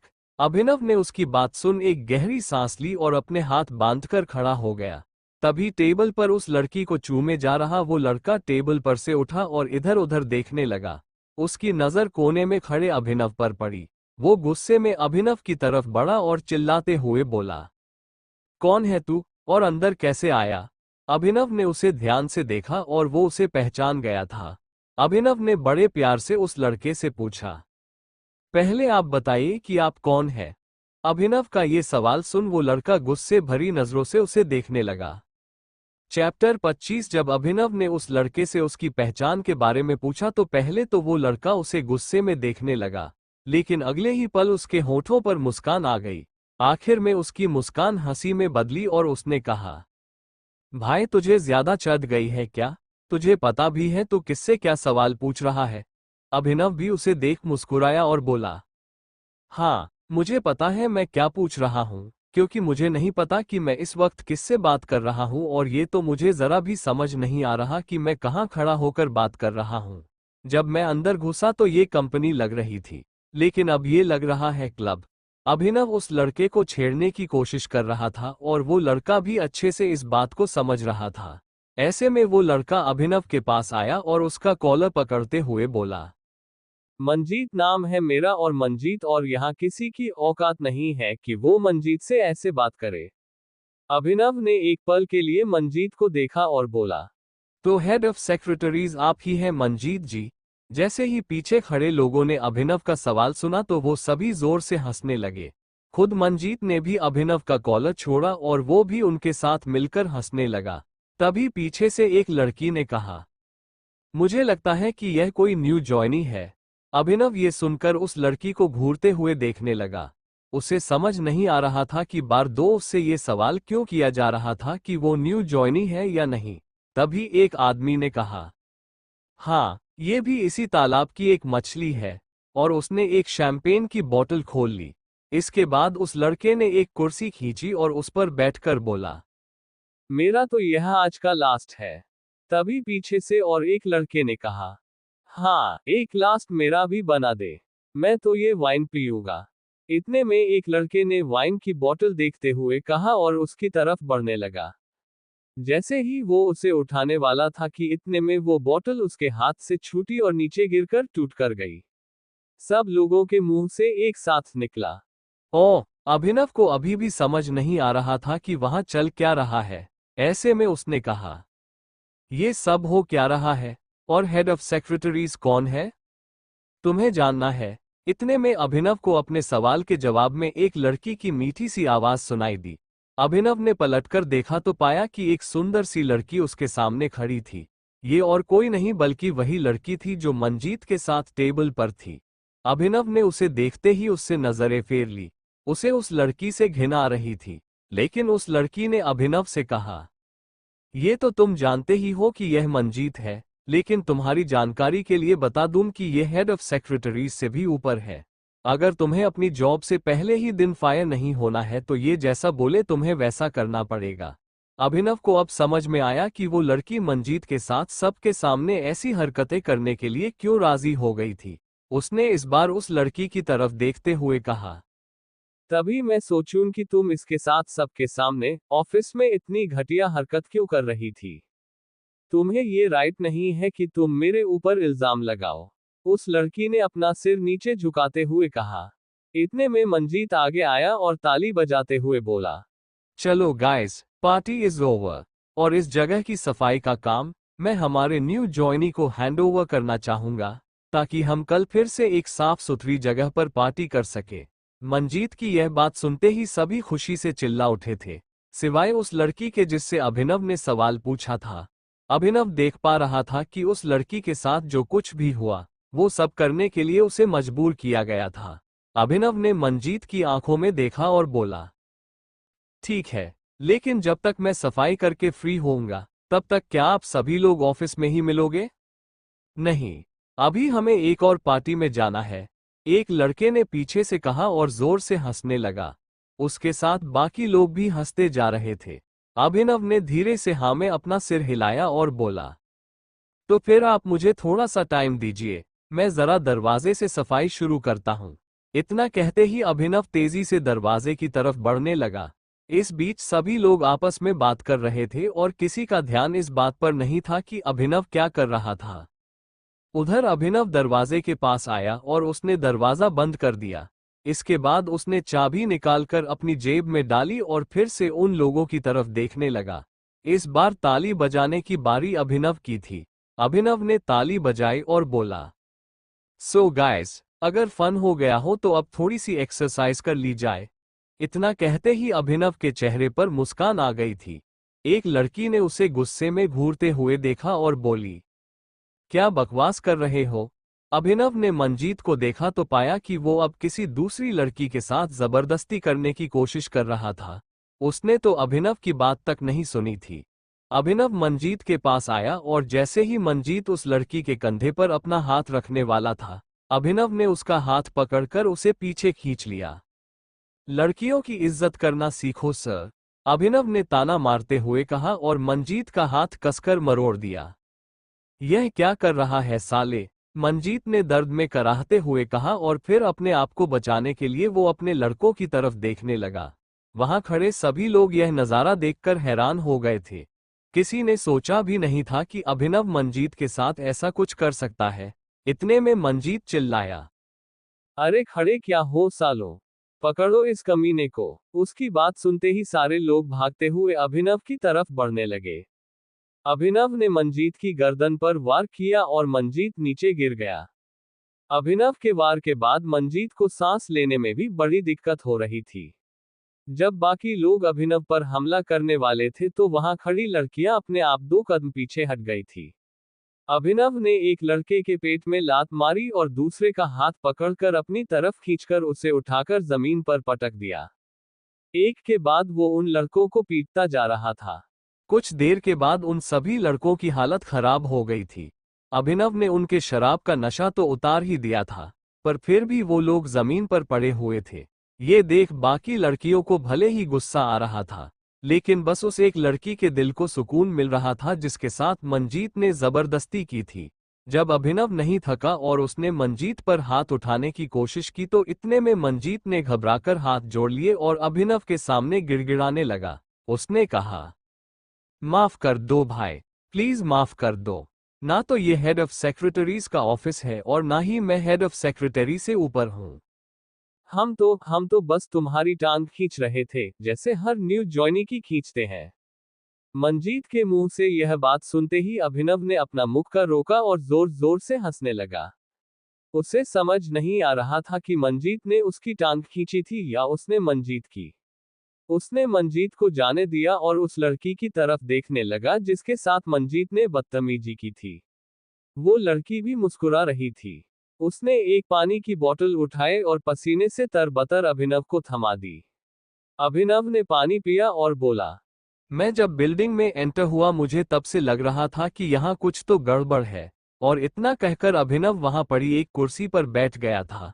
तब तक मंजीत अपने बाकी लड़कों की मदद से खड़ा हुआ और अभिनव की तरफ देखते हुए बोला, तुम हो कौन? मंजीत अभिनव को बहुत ध्यान से देख रहा था। अभिनव भी मुस्कुराया और बोला, मैं हूं तुम्हारा काल, हा हा हा। खैर छोड़ो, आज के लिए इतना डोज काफी था। अब तुम और तुम्हारे ये सब चंगू मंगू मिलकर इस जगह को साफ करो। मुझे हेड ऑफ सेक्रेटरीज से मिलने जाना है। अभिनव की यह बात सुनते ही लड़के बिदक गए। अभिनव उनके चेहरे पर चिढ़ साफ देख पा रहा था। ऐसे में उसने कहा, क्या हुआ, तुम्हें ये सब साफ नहीं करना है? करना है ना? किसने कहा नहीं करना है? बिल्कुल करना है। अगर आपको और कुछ करवाना हो तो हमें वो भी बता दीजिए। इतने में मंजीत ने कहा। अभिनव ने मंजीत को देखा और एक गहरी सांस लेते हुए बोला, इस हॉल में जो कुछ हुआ वो इस हॉल तक ही रहना चाहिए। बाहर किसी को बताने की जरूरत नहीं है। अगर कोई पूछे तो कहना कि तुमने मेरे साथ भी वही ट्रीटमेंट किया था जो तुम बाकी नए लोगों के साथ करते हो। जैसा आप कहें भाई, मंजीत ने कहा। अभिनव उसे देख मुस्कुराया और बोला, अब कोई बताएगा कि हेड ऑफ सेक्रेटरीज का? इससे पहले कि अभिनव अपनी बात पूरी कर पाता, मंजीत ने बीच में कहा, 5th फ्लोर पर है भाई, लिफ्ट से निकलते ही लेफ्ट। अभिनव उसकी बात सुन मुस्कुराया और बोला, good, I like helpful people, keep cleaning. ये सुनकर कुछ लड़कियों की हंसी निकल गई। उधर अभिनव भी उन लोगों को छोड़कर फिर से लिफ्ट में आ गया था। वो 5वें माले पर उतरा और इस बार सीधा हेड ऑफ सेक्रेटरीज के ऑफिस में पहुंच गया। उसने दरवाजा खटखटाया तो अंदर से एक मीठी सी आवाज आई, कम इन। अभिनव ने दरवाजा खोला और अंदर आ गया। उसने देखा कि यह हॉल पिछले हॉल से भी ज्यादा स्पेशियस और दिखने में भी काफी सुंदर था। इतने में टेबल के उस तरफ बैठी एक लड़की ने पूछा, how may I help you? Abhinav ने जैसे ही उस लड़की को देखा तो वो उसे पहचान गया। वो लड़की और कोई नहीं बल्कि उसकी सेक्रेटरी रानी थी। यह वही लड़की थी जो उस दिन होटल में दिग्पाल से मिली थी। अभिनव एक कदम उसकी तरफ बढ़ा और बोला, जी मैं अभिनव शर्मा, मैं अकरम सर की कंपनी से यहाँ ट्रांसफर होकर आया हूँ। मुझे यहाँ सेक्रेटरी की पोजीशन ऑफर हुई है। रानी ने हाँ में सिर हिलाया और फिर अपनी टेबल पर रखा फोन उठाकर किसी को फोन मिलाते हुए बोली, hello Jaspreet, come to my cabin. इतना कहते ही रानी ने फोन रखा और अभिनव को देखते हुए बोली, जसप्रीत तुम्हें तुम्हारे काम के बारे में भी समझा देगा और तुम्हें तुम्हारी कंपनी के ऑफिस ले जाएगा, डेस्क पर। लेकिन मैं तो यहाँ इस कंपनी में सेक्रेटरी की पोस्ट पर काम करने आया हूँ, फिर वो मुझे कहीं और क्यों ले जाएगा? अभिनव ने तुरंत कहा। उसे समझ नहीं आ रहा था कि उसे डेस्क पर क्यों भेजा जा रहा था। इतने में रानी ने कहा, हाँ आई नो, लेकिन अभी कंपनी के पास काम कम और सेक्रेटरी ज्यादा है, इसलिए मैं तुम्हें सेक्रेटरी तो नहीं रख सकती, पर हाँ हमारी ही एक सिस्टर कंपनी है, उसमें एक मैनेजर की जरूरत है, तुम वहां पोस्ट हो सकते हो। रानी की बात सुनकर अभिनव हैरानी से उसे देख रहा था। उसे समझ ही नहीं आ रहा था कि उसकी अपनी कंपनी में ये सब चल क्या रहा था। अकरम ने उसे यहाँ सेक्रेटरी बनाकर ही इसलिए भेजा था ताकि वो रानी पर नजर रख सके। अब रानी ने उसे किसी दूसरी कंपनी में ट्रांसफर करके सारा खेल बिगाड़ दिया। अभिनव हैरान था। उधर जब अभिनव हैरान था तब इधर दिग्पाल भी अपने होटल के पर्सनल सूट में बैठा हुआ था। उसके सामने एक आदमी खड़ा था। दिग्पाल के हाथ में कुछ स्केचेस थे जिन्हें वो बहुत ध्यान से देख रहा था। वो उन स्केचेस को जितना ध्यान से देखता जा रहा था उतना ही उसका गुस्सा बढ़ता जा रहा था। आखिर में दिग्पाल ने वो पेपर्स जोर से अपने सामने खड़े आदमी के मुंह पर मारे और चिल्लाते हुए बोला, मैंने कहा था मुझे फोटोग्राफ्स चाहिए। सर हम लोगों ने बहुत कोशिश की लेकिन पूरे गुड़गांव में किसी को नहीं पता टाइगर दिखता कैसा है। तो गधे मैं इन स्केचर्स से क्या पता करूं? इन्हें यहां लाने से पहले एक बार तुमने खुद इन्हें देखा। इनमें से एक स्केच में चेहरा कुछ और है और दूसरे में कुछ और। कौन बेवकूफ मानेगा कि यह एक ही आदमी के स्केचर्स हैं? दिग्पाल का पारा गर्म हो गया था। उस आदमी ने अपना सिर झुकाकर कहा, सॉरी सर। इससे पहले कि दिग्पाल उसकी बात का कोई जवाब देता, उसके कमरे का दरवाजा खुला। सामने ईशांत खड़ा था। ईशांत वही लड़का था जिसने अनन्या को छेड़ने की कोशिश की थी और बाद में अभिनव से मार खाई थी। उसके हाथ में एक फोटोग्राफ था। ईशांत ने वो फोटो तुरंत दिग्पाल को थमा दिया था। जैसे ही दिग्पाल ने उस तस्वीर को देखा, उसकी आंखें फटी की फटी रह गई थी। उसने अपना चश्मा उतार दिया था। चैप्टर 26। दिग्पाल ने पहले घूरकर अभिनव की उस फोटो को देखा और फिर अपनी नजरें ऊपर करके ईशांत को घूरना शुरू कर दिया। इस फोटो में इसका पूरा चेहरा क्यों नहीं दिख रहा, ईशांत? दिग्पाल की आवाज कपकपा रही थी। भले ही अभिनव का चेहरा अंधेरे की वजह से पूरा नहीं दिख रहा था, लेकिन गाड़ी के हेडलैम्प की लाल लाइट उसकी साइड प्रोफाइल से टकराकर उसके गुस्से को दर्शाने के लिए काफी थी। सर वो रात का टाइम था ना, इसलिए। ईशांत की बेबुनियाद सफाई सुनते ही दिग्पाल के तेवर और भी कड़क हो गए। तो साले, तेरे मोबाइल में टॉर्च नहीं है या उससे जाकर दिन में नहीं मिल सकता था तू, गधा? दिग्पाल का गुस्सा पूरे कमरे में गूंज उठा, जिसके साथ ही सामने खड़ा ईशांत कांपते हुए गिड़गिड़ाने लगा। सर, सॉरी सर, अगली बार ऐसा नहीं होगा sir. Shut up and get out. जब तक मैं ना बुलाऊं, अंदर मत आना। सिर झुकाकर ईशांत तुरंत ही होटल के उस कमरे से बाहर निकल आया। इसी वक्त दिग्पाल ने भी अपना पसीना पोंछते हुए सिगार जला ली। मतलब वो सच में आ गया है, टाइगर। दूसरी ओर इसी टाइगर यानी अभिनव का चेहरा लटका हुआ था, क्योंकि उसे अपनी मनचाही नौकरी नहीं मिल रही थी। क्या प्रोटॉन में ही और कोई पोजीशन खाली नहीं है माम? सॉरी मिस्टर शर्मा, लेकिन आपकी स्किल सेट के लिए फिलहाल प्रोटॉन में कोई पोजीशन खाली नहीं है। आपके पास अभी सिर्फ इमर्जिंग सिक्योरिटीज का ही ऑप्शन है। अदरवाइज आप घर जा सकते हैं, क्योंकि ऑलरेडी लाइन में काफी लोग लगे हुए हैं। रानी की बातों से अभिनव अंदर ही अंदर काफी गुस्सा हुए जा रहा था। एक पल के लिए तो उसने सोचा कि वह अपनी टाइगर वाली आइडेंटिटी दिखाकर तुरंत ही रानी को कंपनी से फायर कर दे, लेकिन फिलहाल समय ठंडे दिमाग से काम लेने का था। इसी ठंडे दिमाग से अभिनव ने सोचा कि रानी पर नजर दूसरी कंपनी से भी रखी जा सकती थी, लेकिन अगर उसे फिलहाल कोई जॉब नहीं मिलती तो कुछ हो भी नहीं पाता। ठीक है, I accept the offer. Good. वैसे भी मैनेजर की पोजीशन तो काफी अच्छी होती है, रानी ने मुस्कुराते हुए कहा और जसप्रीत को उसे ले जाने का इशारा किया। अपनी नई कंपनी यानी इमेजिंग सिक्योरिटीज पहुंचते ही अभिनव को पता चला कि वो असल में काफी छोटी कंपनी थी। उसे फिर इस बात का भी एहसास हुआ कि रानी ने उसे सीधा मैनेजर की पोस्ट इसलिए दे दी थी क्योंकि छोटी मोटी कंपनी का मैनेजर होना कोई बड़ी बात नहीं थी। लिसन एवरीवन, मिस्टर अभिनव गढ़वाल ने ये कंपनी ज्वाइन कर ली है और यही तुम्हारे नए मैनेजर है। जैसा कि मैं हर बार कहता हूं, बिजनेस से रिलेटेड सारी चीजें इन्हें ही रिपोर्ट करना। Got it? जसप्रीत ने इमेजिंग सिक्योरिटीज के सारे एम्प्लॉयज को एक साथ इकट्ठा करते हुए कहा, जिनकी तादाद मुश्किल से 50 भी नहीं थी। Yes sir. सभी एम्प्लॉयज की आवाज गूंज उठी। अभिनव को भी महसूस हुआ कि अब उसे कुछ कहना चाहिए था। Hello everyone, thank you for welcoming me.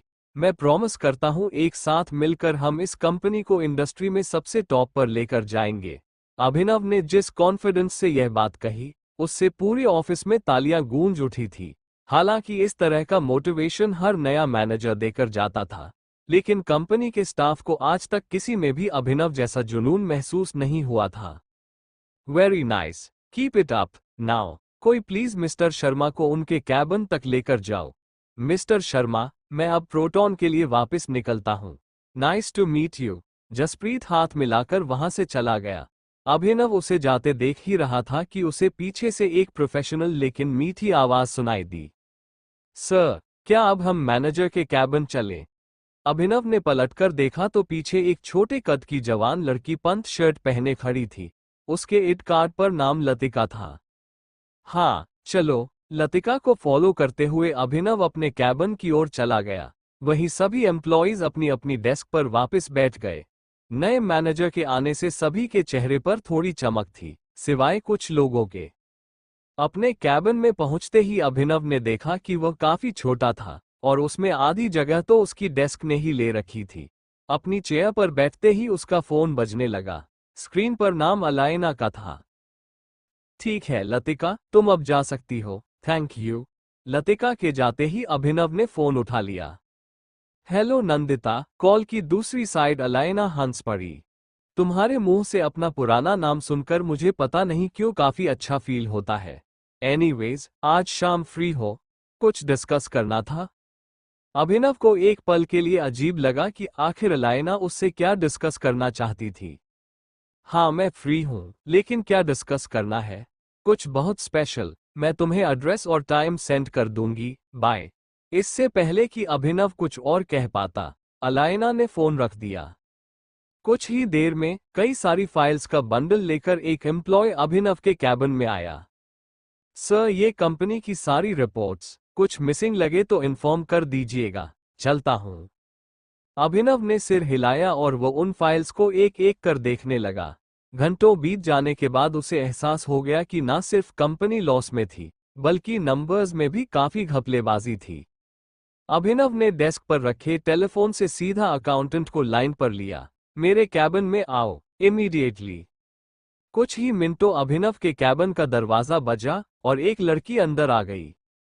Hello sir, myself Myra. एक लड़की मुस्कुराते हुए आए। तुम हो अकाउंट से? अभिनव ने पूछा। नो, मैं ह्यूमन रिसोर्स से हूं। आपसे कुछ डिस्कस करना था।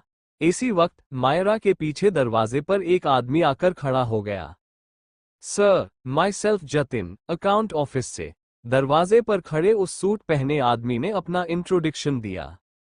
अच्छा तुम हो जतिन, कम इन। जतिन गेट लगाकर कैबिन के अंदर आ गया।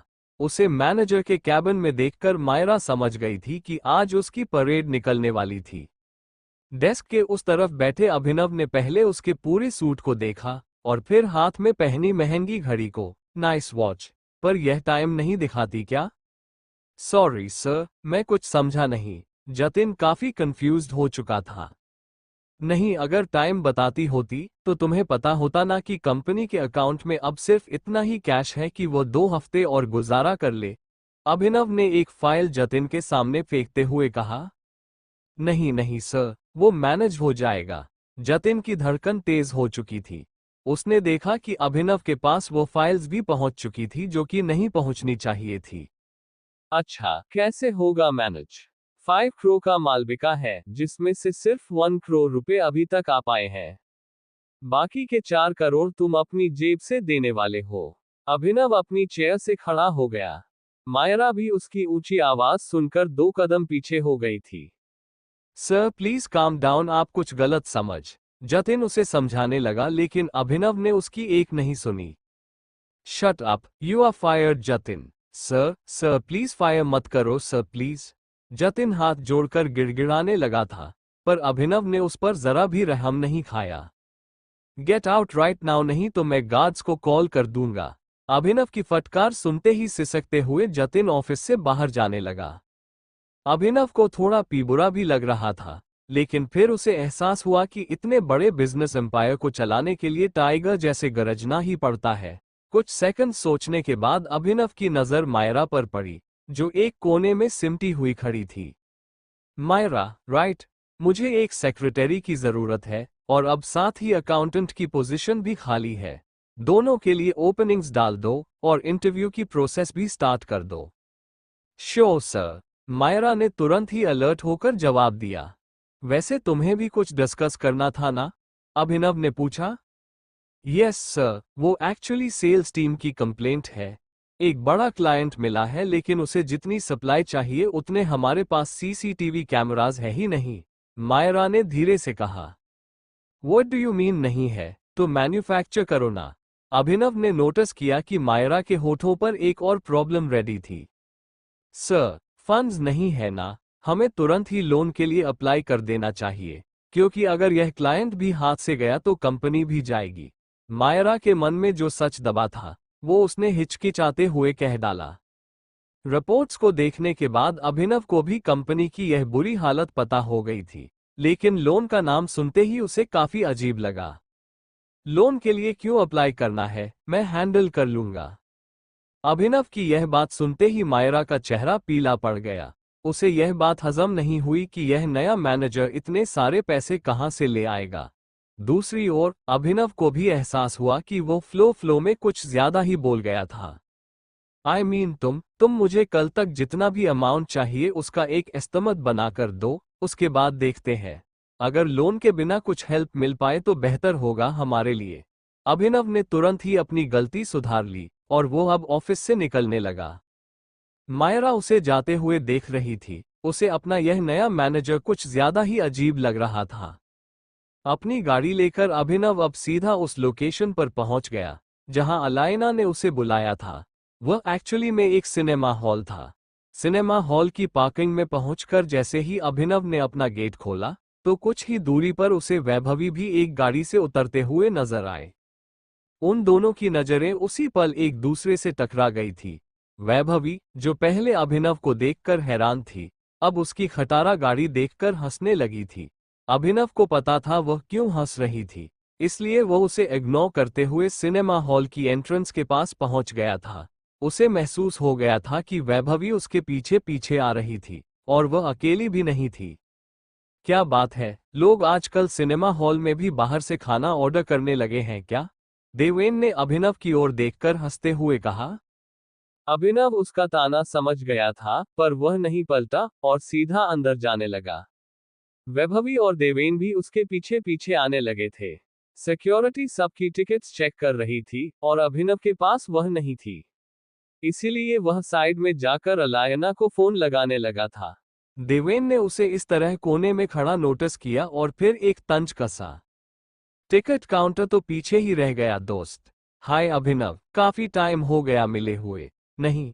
देवेन के हाथों में हाथ डाले वैभवी ने अभिनव को चिढ़ाते हुए कहा। हम काफी टाइम, वैभवी, अभिनव ने एक सेकंड के लिए वैभवी की ओर देखा और फिर अपनी नजरें फोन की ओर घुमा ली।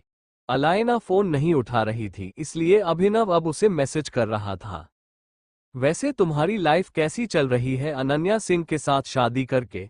वैभवी ने फिर से सवाल किया। अच्छी ही होगी डार्लिंग, देवेन ने बीच में कहा। फिलहाल अनन्या ही तो इसे पाल रही है। ये सूट भी उसी ने गिफ्ट किया होगा। बस इस बेचारे को आज टिकट खरीदने की पॉकेट मनी देना भूल गई लगता है। अभिनव ने देवेन की आंखों में देखकर गहरी आवाज से कहा, ये सूट मैंने अपने पैसों से खरीदा है। ठीक है, खरीद लिया होगा देवेन। अकरम सर के यहाँ जॉब करता है वो। करता था, अब तो निकाल दिया इसको नौकरी से। वैभवी ने ताना मारा। अभिनव ये सुनकर एक पल के लिए हैरान हो गया। उसे समझ नहीं आ रहा था कि आखिर सभी लोगों को उसकी नौकरी छूट जाने के बारे में इतनी जल्दी कैसे पता लग रहा था। इसी वक्त उसे अलायना का मैसेज आ गया। ट्रैफिक में फंसे होने की वजह से उसे अभी आने में थोड़ा वक्त लगने वाला था। चलो डार्लिंग, हमारे शो का टाइम हो गया है, देवेन ने घड़ी देखते हुए कहा। हाँ, पर हमारे टिकट्स? वैभवी ने पूछा। उसकी जरूरत नहीं, पूरा हॉल बुक कर लिया है मैंने। हम दोनों के अलावा कोई नहीं होगा शो में। देवेन ने मुस्कुराते हुए वैभवी की ओर देखकर कहा, फिर अपनी नजरें उठाकर अभिनव को देखा। सुन भाई अभिनव, इस वाले शो की तो फुल बुकिंग मैंने कर ली है, तो अच्छा होगा कि तू घर ही चला जा। पूछा किसी ने? हाँ, एक बात याद रख देवेन, आज जो ये लड़की मेरे साथ कर रही है ना, कल तेरे साथ भी करेगी। इस पर पैसा बर्बाद करना बंद कर दे, अभिनव ने देवेन पर चढ़ते हुए कहा।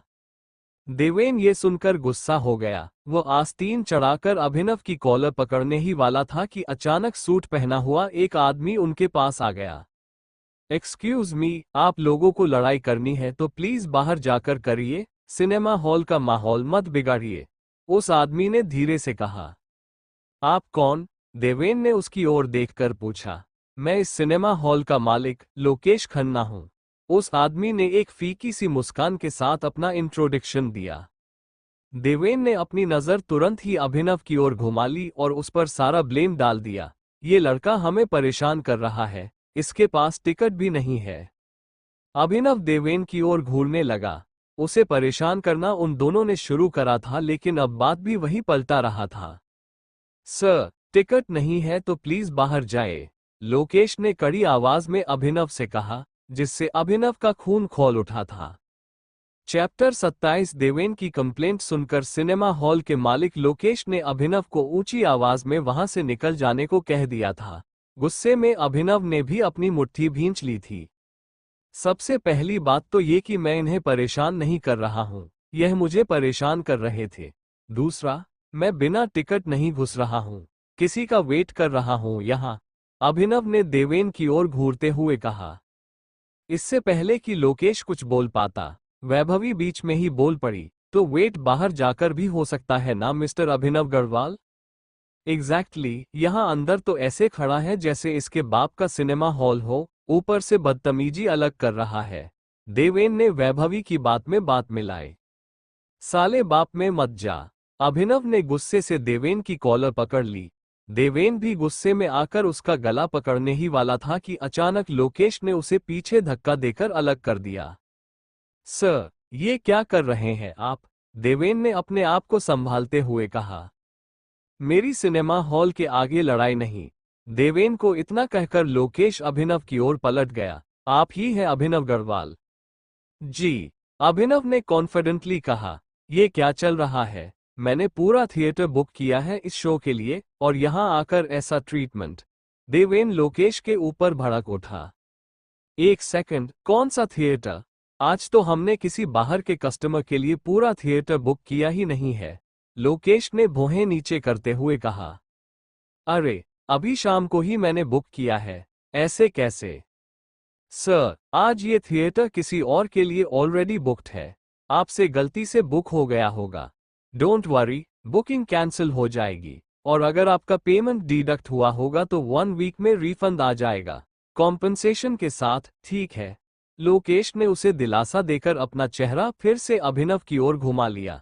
पीछे रिफंड और कॉम्पनसेशन की बात सुनकर देवेन के ईगो को ठेस पहुंच गई। किसके लिए बुक है? हाँ, मैं उससे डबल पैसे दे दूंगा, पर बुकिंग मेरी ही होगी। देवेन को ऐसे चिल्लाते देखकर लोकेश एक पल के लिए फिर से पलटकर उसे देखने लगा। जरूरत नहीं है, किसी और डेट को आ जाए। उसने अपना चेहरा फिर से अभिनव की ओर घुमा लिया। ये आपने ठीक नहीं किया है। I will see you in court. बहुत बुरा केस लगाऊंगा तुम्हारे इस सिनेमा हॉल पर। देवेन गुस्से से उबले जा रहा था। जब लोकेश से सहा नहीं गया तो उसने कहा, चल निकल यहां से, वरना यहीं तेरी पिक्चर बना दूंगा। निकल। ये बात सुनकर देवेन घबरा गया। इधर लोकेश ने अभिनव से पूछा, मिस्टर गढ़वाल, तुम मेरा मतलब आप नंदिता का वेट कर रहे हैं? लोकेश ने धीरे से पूछा। अभिनव भी उसके मुंह से नंदिता का नाम सुनकर थोड़ा हैरान हो गया था। हाँ, पर आपको कैसे पता? अभिनव के सवाल का जवाब लोकेश ने सिर्फ एक मुस्कान के साथ दिया। सर, प्लीज मेरे साथ आए। अभिनव थोड़ा कंफ्यूज होकर लोकेश के साथ अंदर जाने लगा। देवेन उन दोनों को साथ जाते हुए देखता रह गया था। उसे यह बात हजम नहीं हुई, इसलिए वो फिर से अपना मुंह खोलकर कुछ ना कुछ बकने लगा। अरे, इस जानवर को कहाँ अंदर ले जा रहे हो तुम? डिलीवरी वाला है ये सिर्फ। इसकी औकात तो पता कर लो पहले। भड़कते हुए देवेन को वैभवी शांत करे जा रही थी। हालांकि उसे खुद भी इस बात से बहुत तकलीफ हो रही थी कि अभिनव को वह इंसान किसी राजा जैसे ट्रीट क्यों कर रहा था। सिक्योरिटी, उस बदतमीज कपल को बाहर निकालो यहां से। लोकेश ने चलते हुए अपने पास खड़े गार्ड को ऑर्डर दिया। लोकेश का ऑर्डर सुनते ही देवेन और वैभवी की आंखें फटी की फटी रह गई, और इससे पहले कि गार्ड अपनी जगह से हिला भी पाता, वो दोनों वहां से हड़बड़ी में चले गए। लोकेश भी अब अभिनव को हॉल के अंदर लेकर आ चुका था। अभिनव उस हॉल के चारों ओर देखकर समझ चुका था कि यह जरूर ही उस मूवी थिएटर का सबसे महंगा हॉल था। नंदिता तो यहां दिन में ही आने वाली थी। मिस्टर गढ़वाल, पता नहीं वो अभी तक आए क्यों नहीं। लोकेश ने डिम लाइट्स ऑन करके अभिनव की ओर देखा, जिसके चेहरे पर एक सवाल तैयार था। आप अलायना के असली नाम को कैसे जानते हो? अभिनव के सवाल खत्म होते ही लोकेश धीरे से नजरें नीचे करके आगे आकर झुक गया। जैसे कि आप, मेरा मतलब है तुम जानते हो, टाइगर। लोकेश ने भले ही यह बात धीरे से कही थी, लेकिन अभिनव को एक बड़ा झटका लग चुका था। अभिनव को समझ नहीं आया कि वह कैसे रिएक्ट करे या फिर क्या जवाब दे। तभी लोकेश ने धीरे से एक और बात कही, मैं तुमसे नजरें भी नहीं मिला पा रहा टाइगर। बहुत कुछ है कहने को, लेकिन समझ नहीं आ रहा शुरुआत कहाँ से करूं। हर एक शब्द के साथ ही लोकेश की आवाज पतली पड़ती जा रही थी। अभिनव को एहसास हो गया था कि यह आदमी भी उसी के ग्रुप का था, और इससे अब अपनी आइडेंटिटी छिपाने में भी कोई सार नहीं था। उसने लोकेश के कंधों को पकड़कर उसे धीरे से उठाया और आंखों में देखकर पूछा, आप कौन हो और क्या कहना चाहते हो? अभिनव का सवाल सुनते ही लोकेश एक कदम पीछे हो गया। उसे महसूस हो रहा था कि उसके सामने वाकई टाइगर ही खड़ा था। टाइगर, मुझे उस रात संजय सर को मेरे साथ पार्टी में आने के लिए नहीं बोलना चाहिए था। लोकेश की यह बात सुनकर अभिनव के चेहरे पर शिकन और भी ज्यादा बढ़ चुकी थी। आप पापा को कैसे जानते हो? मैं सब कुछ जानता हूं, लेकिन तुम मुझे कैसे भूल गए? चाचू चाचू कहते थकते नहीं थे बचपन में। लोकेश की बात खत्म होते ही अभिनव शॉक्ड होकर 2 कदम पीछे हो गया। उसके मन में अचानक वो फ्लैशबैक चलने लगा, जब वो उसके ही किसी अंकल के साथ दूसरी गाड़ी में बैठा था और उसके पिता पीछे चल रही तीसरी गाड़ी में आ रहे थे। संजय हमेशा ही अभिनव को दूसरी गाड़ी में बैठाया करते थे, ताकि दुनिया के सामने उसकी पहचान उजागर ना हो। वह जानते थे कि गढ़वाल परिवार जितना इन्फ्लुएंशियल है, उतने ही उसके दुश्मन भी है। वो पहले ही इन्हीं दुश्मनों की वजह से अपनी बीवी यानी अभिनव की मां को खो चुका था, इसलिए उसे किसी भी हालत में अभिनव को बचाते हुए ही चलना था। अगर मैं जिद पर ना अड़ता तो वह एक्सीडेंट भी नहीं होता। सामने खड़े लोकेश की आंखें नम हो गई थी। अभिनव के मन में अभी भी वह सालों पुराना दृश्य ही चल रहा था, जिसमें लोकेश को गोली लगने की वजह से गाड़ी कंट्रोल से बाहर जाकर एक पेड़ से टकरा गई थी और लोकेश तुरंत ही बेहोश हो गया था। अभिनव को भी चोट लग गई थी और उसके सिर से खून निकल रहा था, लेकिन उसे उस वक्त भी अपने पिता की ही चिंता हो रही थी। अब कुछ याद आया टाइगर? लोकेश ने अपने आंसू पोंछते हुए पूछा। और इसी वक्त पुराने हादसे की सोच में खोया हुआ अभिनव भी अपने होश में वापस आया। उसने एक गहरी सांस ली और धीरे से कहा, हाँ, मुझे याद आ गया। आप ही थे वह आदमी जिन्हें मैं लोकेश चाचू कहकर पुकारता था, और आपकी वजह से ही आज। Sorry tiger, I am really sorry. I know ये सब मेरी वजह से हुआ था। दुनिया कहाँ से कहाँ पहुंच गई, लेकिन मैं अभी भी उस रात में फंसा हुआ हूं। मुझे पता है मलाल करने से कुछ होगा नहीं, पर मैं सिवाय मलाल के और कर भी क्या सकता हूं। I am really sorry. Lokesh ने भरी आंखों के साथ लोकेश से ये सब कहा। अभिनव की आंख से भी एक आंसू निकल आया था। उसे नहीं पता था कि उन दिनों क्या हुआ करता था और उसके पिता उससे इतनी कठोरता से पेश क्यों आते थे, लेकिन अब उसे समझ आने लगा था कि उसके पिता पर इस पूरे ग्रुप की जिम्मेदारी थी, इसलिए वह हर वक्त प्रेशर में ही रहते थे। हालांकि उनके इस काम के लिए अभिनव कभी उनकी तारीफ भी नहीं कर पाया था, और यही बात उसे आज चुभ भी रही थी। आपने इतने सालों में मुझे एक भी बार ढूंढने की कोशिश क्यों नहीं की? अभिनव ने अपने आप को संभालते हुए पूछा। लोकेश ने कहा, इतने सालों से तुम्हें ढूंढने के लिए दिन रात एक कर डाली थी टाइगर, लेकिन जब कुछ ना हाथ लगा तो ऐसा लगने लगा कि तुम्हारी भी एक्सीडेंट के बाद उस गाड़ी के ब्लास्ट में ही मौत हो गई थी। काश हो जाती, अभिनव ने पलटकर धीरे से कहा। उसके शब्द सुनकर लोकेश फिर से उसके सामने आकर झुक गया। ऐसा मत कहो टाइगर, तुम्हें जो सजा देनी हो मैं तैयार हूं। बस अपने आप को अकेला महसूस मत करो। तुम्हारा यह अंकल आज भी तुम्हारे लिए कुछ भी करने को तैयार है। अभिनव ने लोकेश को झुकते देख फिर से उसे उठाया और उसके कंधे पर हाथ रखते हुए कहा, अगर कुछ भी करने के लिए तैयार हैं तो इस तरह झुकिए मत। आप मेरे लिए अंकल थे और आज भी हो। अभिनव को इसके जवाब में लोकेश ने सिर्फ एक स्माइल दी। उसे महसूस हो गया था कि टाइगर ने उसे माफ कर दिया है। अब मुझे ये भी समझ आ गया है कि नंदिता ने यहीं पर मिलने के लिए क्यों बुलाया था। अभिनव ने भी फीकी मुस्कान लाकर कहा, जिस पर लोकेश मुस्कुराकर बोल पड़ा, तुम दोनों बचपन में एक दूसरे के बिना सांस भी नहीं लेते थे। इतने सालों बाद आज अचानक उसने मुझे फोन करके बोला कि टाइगर आ गया है, थिएटर खाली रखना। मैं भी एक मिनट के लिए शॉक हो गया था। अभिनव लोकेश की सारी बातों में हामी भरते जा रहा था। वो बस अब ये चाहता था कि अलायना जल्द से जल्द वहां आ जाए। काफी अच्छा मूवी थिएटर खड़ा कर लिया है अंकल। वैसे आपने, लोकेश के साथ चलते चलते अभिनव ने उस सिनेमा हॉल को ताकते हुए कहा। तुम वो छोड़ो और यह बताओ, इतने सालों तक तुम कहाँ थे, क्या कर रहे थे? 10 साल से भी ज्यादा बीत गए हैं टाइगर, लोकेश ने धीरे से पूछा। इसी वक्त थिएटर का गेट अचानक खुल गया। आप दोनों मेरे बिना ही सारी बातचीत कर लोगे क्या?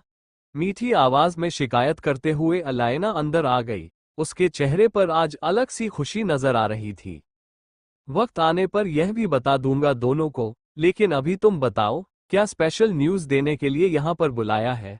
अभिनव ने अलायना की स्माइल नोटिस करते हुए पूछा। सबसे पहले तो अंकल से तुम्हारा रियूनियन करवाना चाहती थी, लेकिन तुम दोनों की बातें सुनकर लगता है कि वो ऑलरेडी हो चुका है, तो अब डायरेक्टली दूसरी बात पर आती हूँ। मॉन्टी कल सुबह ही वापस आ रहा है, अलायना ने अभिनव और लोकेश के नजदीक आकर कहा। ये खबर सुनते ही अभिनव के हाव भाव रूखे पड़ गए।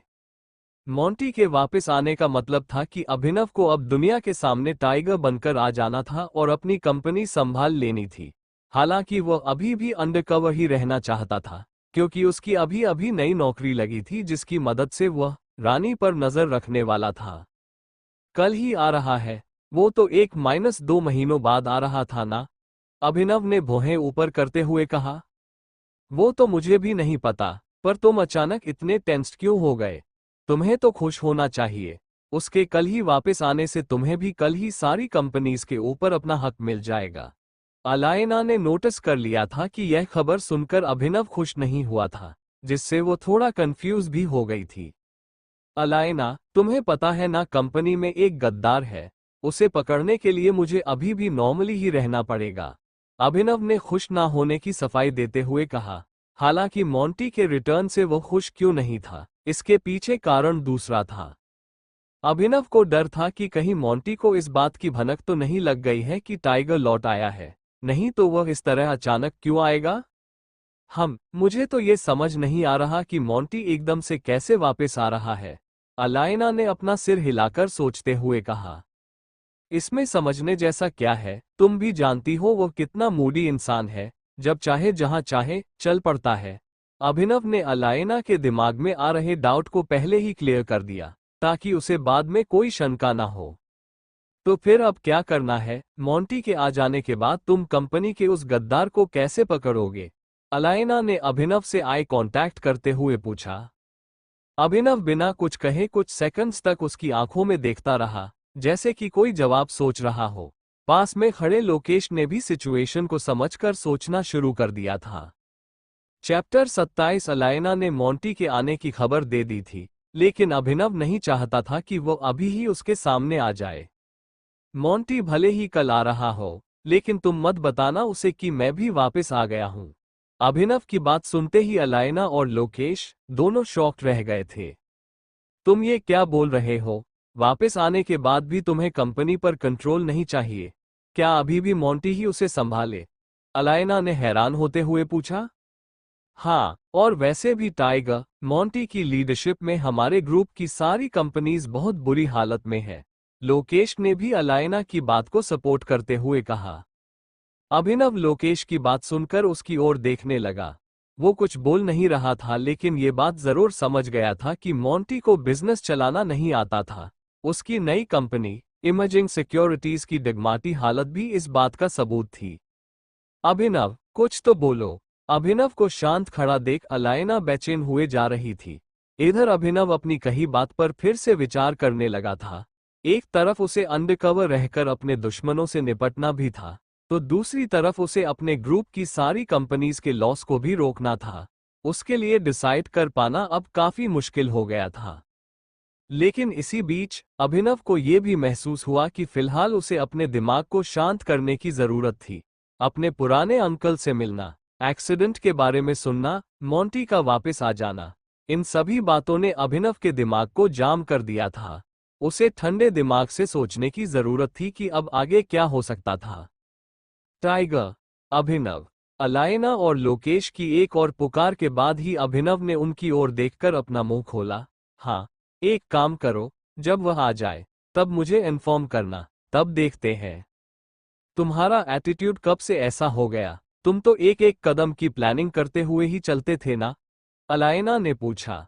अभिनव ने एक गहरी सांस ली और धीरे से कहा कि listen Alaina, I need to rest and think about it. Alaina फिर से कुछ कहना चाहती थी, लेकिन अब उसे समझ आ गया था कि अभिनव को एक ब्रेक की जरूरत थी। लोकेश ने भी यही बात समझकर बीच में कुछ नहीं कहा। वह तीनों अब एक साथ बिना कुछ कहे नजरें नीचे करके खड़े थे। कुछ सेकंड्स बाद ही अभिनव ने उस चुप्पी को तोड़ा। मैं अब निकलता हूं, बाद में मिलते हैं, बाय। लोकेश और अलाइना ने धीरे से सिर हिलाकर हामी भरी और फिर अभिनव उस मूवी थिएटर से बाहर निकल आया। उसका दिल भी अभी भारी था और दिमाग पर भी प्रेशर था। ऐसी हालत में वह वापस घर जाकर अनन्या के परिवार की गालियां सुनने के मूड में नहीं था, इसलिए गाड़ी उठाकर अब वह गुड़गांव की सड़कें नापने लगा था। शाम से रात हो आई थी और रात भी अब जल्द ही आधी रात में बदलने वाली थी। गाड़ी में बैठा अभिनव यही सोच रहा था कि वह मोंटी से कैसे निपटे और उसकी सेक्रेटरी रानी को कैसे पकड़े। फिर अचानक सड़क पर चलते हुए ही उसे एक छोटे से बस स्टॉप के पास दो लोग आपस में झगड़ा करते हुए दिखाई दिए। अभिनव थोड़ा आगे गया तो उसने देखा कि उनमें से एक लड़का था और एक लड़की। बहुत होशियार बनती है तू, हाँ, ये जितना भी एटीट्यूड है ना सब झाड़ के रख दूंगा यहीं पर, लड़के ने लड़की को पीछे धकेलते हुए चिल्लाया। श्याम, अपनी हद में रह और मुझसे तमीज से बात कर, और अगर तुझे नहीं पता कि लड़कियों से कैसे बात की जाती है तो जा और अपनी माँ को बोल कि वो तुझे बात करने की तमीज सिखाए। लड़की भी उस लड़के से दूर होते हुए उस पर चीखे जा रही थी। वो एरिया थोड़ा सुनसान था, इसलिए दोनों की आवाजें किसी को भी सुनाई नहीं दे रही थी। माँ को क्यों बीच में लाए? उस लड़के ने भड़क कर गुस्से में लड़की का गला पकड़ लिया। अभिनव यह नजारा देखते ही अपनी गाड़ी से उतरकर उन दोनों के पास भाग कर गया। अबे छोड़ उसको, लड़के ने जब पलटकर देखा तो वह अभिनव को देखकर हैरान हो गया। उस लड़की की भी जब सांस में सांस आई तो वह अभिनव को देखकर हैरान हो गई। अभिनव, तुम? उस लड़की ने पूछा, चाहत, ये सब क्या हो रहा है? अभिनव ने उसकी तरफ घूरते हुए कहा। फिर उसने उस लड़के को भी देखा। वो लड़का भी अभिनव को घूर रहा था। इतने में चाहत को ना जाने क्या सूझा और वो सीधा अभिनव से जाकर गले लग गई और बोली, अभिनव, ये लड़का मुझे परेशान कर रहा है। यह मेरे पीछे पड़ा हुआ है। बाबू, आई एम रियली सॉरी। मैं तुमसे नाराज होकर होटल से निकल तो आई, लेकिन मुझे नहीं पता था कि मैं इतनी बड़ी मुसीबत में फंस जाऊंगी। आज के बाद तुम जो कहोगे मैं वो करूंगी, पर प्लीज मुझे इससे बचाओ। चाहत के मुंह से ये सब सुनकर सिर्फ अभिनव ही नहीं बल्कि श्याम भी हैरान हो गया था। श्याम ने आगे आते हुए कहा, तू इतनी गिरी हुई लड़की है, अपने आप को बचाने के लिए किसी भी चलते फिरते लड़के को फंसा लेगी। सब जानता हूं मैं। यह आदमी कोई तेरा बॉयफ्रेंड नहीं है, श्याम ने कहा। चाहत ने जवाब दिया, श्याम तुझे विश्वास क्यों नहीं हो रहा है? ही इज माई बॉयफ्रेंड और हम जल्द ही शादी करने वाले हैं। अब प्लीज मेरी लाइफ में इंटरफेयर करना बंद कर। माना कि वी वर टुगेदर, लेकिन अब हमारे रास्ते अलग हो चुके हैं और मैं अभिनव के साथ बहुत आगे निकल आई हूँ। चाहत का जवाब सुनकर अभिनव हैरान हो गया। इतने में चाहत ने अभिनव को देखकर आंख मारी तो वो सारा माजरा समझ गया। चाहत नाटक कर रही थी। ऐसे में अभिनव ने चाहत को दूर किया और श्याम के पास आकर बोला, अगर तूने मेरी चाहत को आंख उठाकर भी देखा तो आज जिंदा घर नहीं जाएगा, याद रखना। जिस कॉन्फिडेंस के साथ अभिनव ने ये कहा, श्याम को उससे डर लगने लगा। हालांकि वो अभी भी कन्विंस नहीं हुआ था कि अभिनव चाहत का बॉयफ्रेंड था, जिस बात से उसे हंसी भी आ रही थी। तू बॉयफ्रेंड है ना इसका, जा इसको किस कर फिर। क्या बोला? तू इसका बॉयफ्रेंड है तो इसको किस कर अभी, मेरे सामने, श्याम ने कहा और दोनों हाथ बांधकर खड़ा हो गया। अभिनव के बदन में झुरझुरी सी दौड़ गई। वो चाहत को किस कैसे कर सकता था? चाहत के चक्कर में वो भी फंस गया था और इस मुसीबत से निकलने के लिए जब अभिनव ने चाहत को पलटकर देखा तो चाहत ने अभिनव के होठों को कसकर चूम लिया। ये नजारा देखते ही श्याम की हंसी हैरानी में बदल गई थी। उसे लगा नहीं था कि चाहत वाकई अभिनव को किस कर लेगी। हालांकि उससे भी ज्यादा हैरान फिलहाल अभिनव था, जो कि एक लड़की का एक्स था, एक का पति और एक का कमिटमेंट, लेकिन इसके बावजूद वह किसी नई लड़की से किस ले रहा था। जहां चाहत पूरे जुनून के साथ अभिनव को अपना प्यार दे रही थी, वहीं अभिनव हिचकिचाते हुए कुछ नहीं कर पा रहा था। वह बस चाहत से दूर होना चाहता था, लेकिन उस लड़की के प्यार के आगे उस टाइगर की ताकत भी कमजोर पड़ रही थी। श्याम से यह नजारा देखा नहीं जा रहा था। वो गुस्से में अभिनव के पास आया और उसे मारने की कोशिश करने लगा। इससे पहले कि वो अभिनव पर हाथ उठाता, अभिनव ने उसका हाथ पकड़ा और जोर से मरोड़ दिया। श्याम को एहसास हो गया था कि अभिनव से पंगा लेने में उसकी जान जा सकती थी।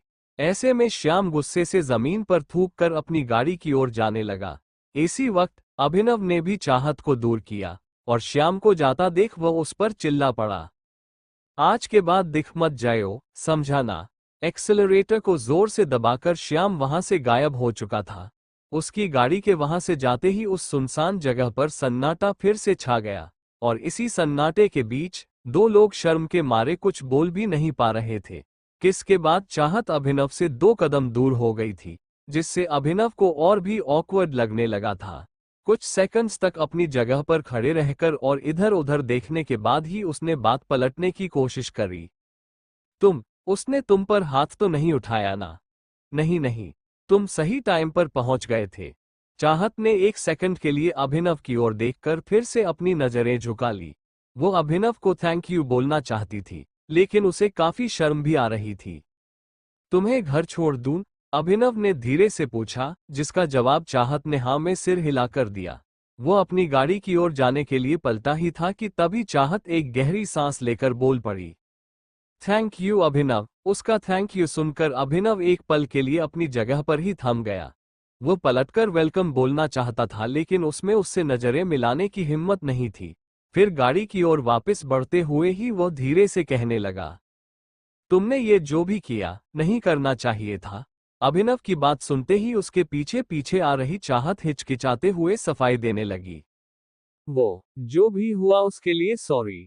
मैं बस उस श्याम को किसी भी तरह यहां से भगाना चाहती थी। अभिनव को उसका जवाब सुनकर थोड़ा गुस्सा भी आया था, लेकिन फिर उसे याद आया कि उसने भी कुछ दिनों पहले अनन्या को हरदेव की डांट से बचाने के लिए किस कर दिया था। हालांकि फिर उसे ये भी लगा कि पति होने के नाते वह अनन्या को किस कर भी सकता था, लेकिन चाहत को इसका हक नहीं था। तुम्हें ये पता होना चाहिए कि मैं ऑलरेडी शादीशुदा हूं, वो भी तुम्हारी ही दोस्त से। जवाब देने के लिए चाहत ने फिर से मासूम सा चेहरा बना लिया। मैं जानती हूं, पर सब कुछ एकदम से हो गया। मुझे डर था कि श्याम फिर से ना आ जाए, इसलिए ये सब करके मैंने उसे ये क्लियर कर दिया कि मेरा ऑलरेडी बॉयफ्रेंड, उसे बताने के लिए है। अभिनव आह भरते हुए अपनी गाड़ी के दरवाजे के पास पहुंच गया। वहीं चाहत भी सामने वाले दरवाजे के पास पहुंच गई। चाहत की झुकी नजर को देखकर अभिनव के मन में अभी भी डाउट था। चाहत, सच सच बताना, उसने तुम्हारे साथ कोई जबरदस्ती या चोट तो नहीं पहुंचाई ना? देखो अभी भी वक्त है, हम उसका पीछा करके उसे पुलिस के हवाले कर सकते हैं। अभिनव की उसके प्रति केयर देखकर चाहत को मन ही मन अच्छा लगा। उसने एक छोटी सी स्माइल के साथ नजरें ऊपर करके जवाब दिया। नहीं अभिनव, मैंने कहा ना, तुम टाइम पर पहुंच गए थे। Again thank you so much. उसका कंफर्मेशन सुनकर अभिनव भी एक फीकी स्माइल देकर गाड़ी में बैठ गया। अपनी लोकेशन सेट कर दो इस स्क्रीन पर। अभिनव ने गाड़ी की स्क्रीन पर मैप खोलते हुए कहा। अपने घर की लोकेशन सेट करते हुए ही चाहत को महसूस हुआ कि अभिनव की गाड़ी बाहर से जितनी खटारा थी, अंदर से उतनी ही एडवांस भी थी। ये गाड़ी वैसे बुरी नहीं है, तुमने कितने में खरीदी? चाहत के सवालों को शुरू होता देख अभिनव ने मन ही मन आह भरी। उसे अब फिर से एक और बहाना तैयार रखना था। तुम्हें क्यों जानना है? और वैसे भी ये कार गिफ्टेड है, मुझे खुद को इसकी कीमत नहीं पता। गाड़ी आगे बढ़ाते हुए अभिनव ने कहा। चाहत ने सिर हिलाकर हामी भरी, लेकिन वो अभी भी उसके जवाब से संतुष्ट नहीं हुई थी। तुम थोड़े अजीब हो, लेकिन एक बात माननी पड़ेगी, फाइटिंग में तुम्हारा कोई जवाब नहीं। वो श्याम खुद एक बॉडी बिल्डर है, और तुमने उसे सिर्फ हाथ मरोड़कर ही भगा दिया। अभिनव को महसूस हो गया था कि चाहत अब उसे मस्का लगाने लगी थी। उसकी अब भलाई इसी में थी कि वह सारे सवालों का जवाब इस तरह से दे कि चाहत कुछ समझ ही ना पाए। दूसरी ओर एक कमरे में लाइट बंद किए और बड़ी स्क्रीन लगाए एक आदमी वीडियो गेम खेले जा रहा था। उसके अगल बगल में चिप्स के पैकेट्स और कोल्ड ड्रिंक की बोतलें पड़ी थी। वह अपनी आखिरी लेवल पार करने ही वाला था कि अचानक उसके कमरे का गेट खुला और अंदर आए शख्स ने उसका कंट्रोलर छीन लिया और जमीन पर पटक कर उसके टुकड़े टुकड़े कर दिए। डैड, क्या प्रॉब्लम है आपको? वो लड़का उस आदमी पर चिल्ला पड़ा, जिसने उसका कंट्रोलर तोड़ दिया था। क्या प्रॉब्लम है? तुझे पता भी है तेरी उम्र क्या हो गई है? इस उम्र में यहाँ पड़े पड़े ये गेम खेल रहा है। अंदर घुसा वह आदमी गेम खेलते हुए उस लड़के पर भड़क उठा। तो और क्या करूं मैं? आपको गेम से प्रॉब्लम है, आपको पार्टी से प्रॉब्लम है, हर चीज से तो सिर्फ प्रॉब्लम ही है आपको। वो लड़का भी किलसते हुए शिकायत करने लगा। अबे गधे, एक तरफ तू है जो यहाँ जानवरों की तरह पड़ा हुआ है, और एक तरफ तेरी ही उम्र का वो टाइगर है, जो तेरे जैसे जानवरों पर राज करने को तैयार है। उस आदमी ने लड़के का टी शर्ट जकड़ते हुए कहा। टाइगर? हाँ टाइगर लौट आया है वो, और इस बार यह अफवाह नहीं है। टाइगर के लौट आ जाने की बात सुनते ही उस लड़के के पैरों तले जमीन खिसक गई। वहीं उसके पिता दिग्पाल छिंगावत अपने बेटे की ओर देखकर उससे सारी उम्मीदें छोड़ते जा रहे थे।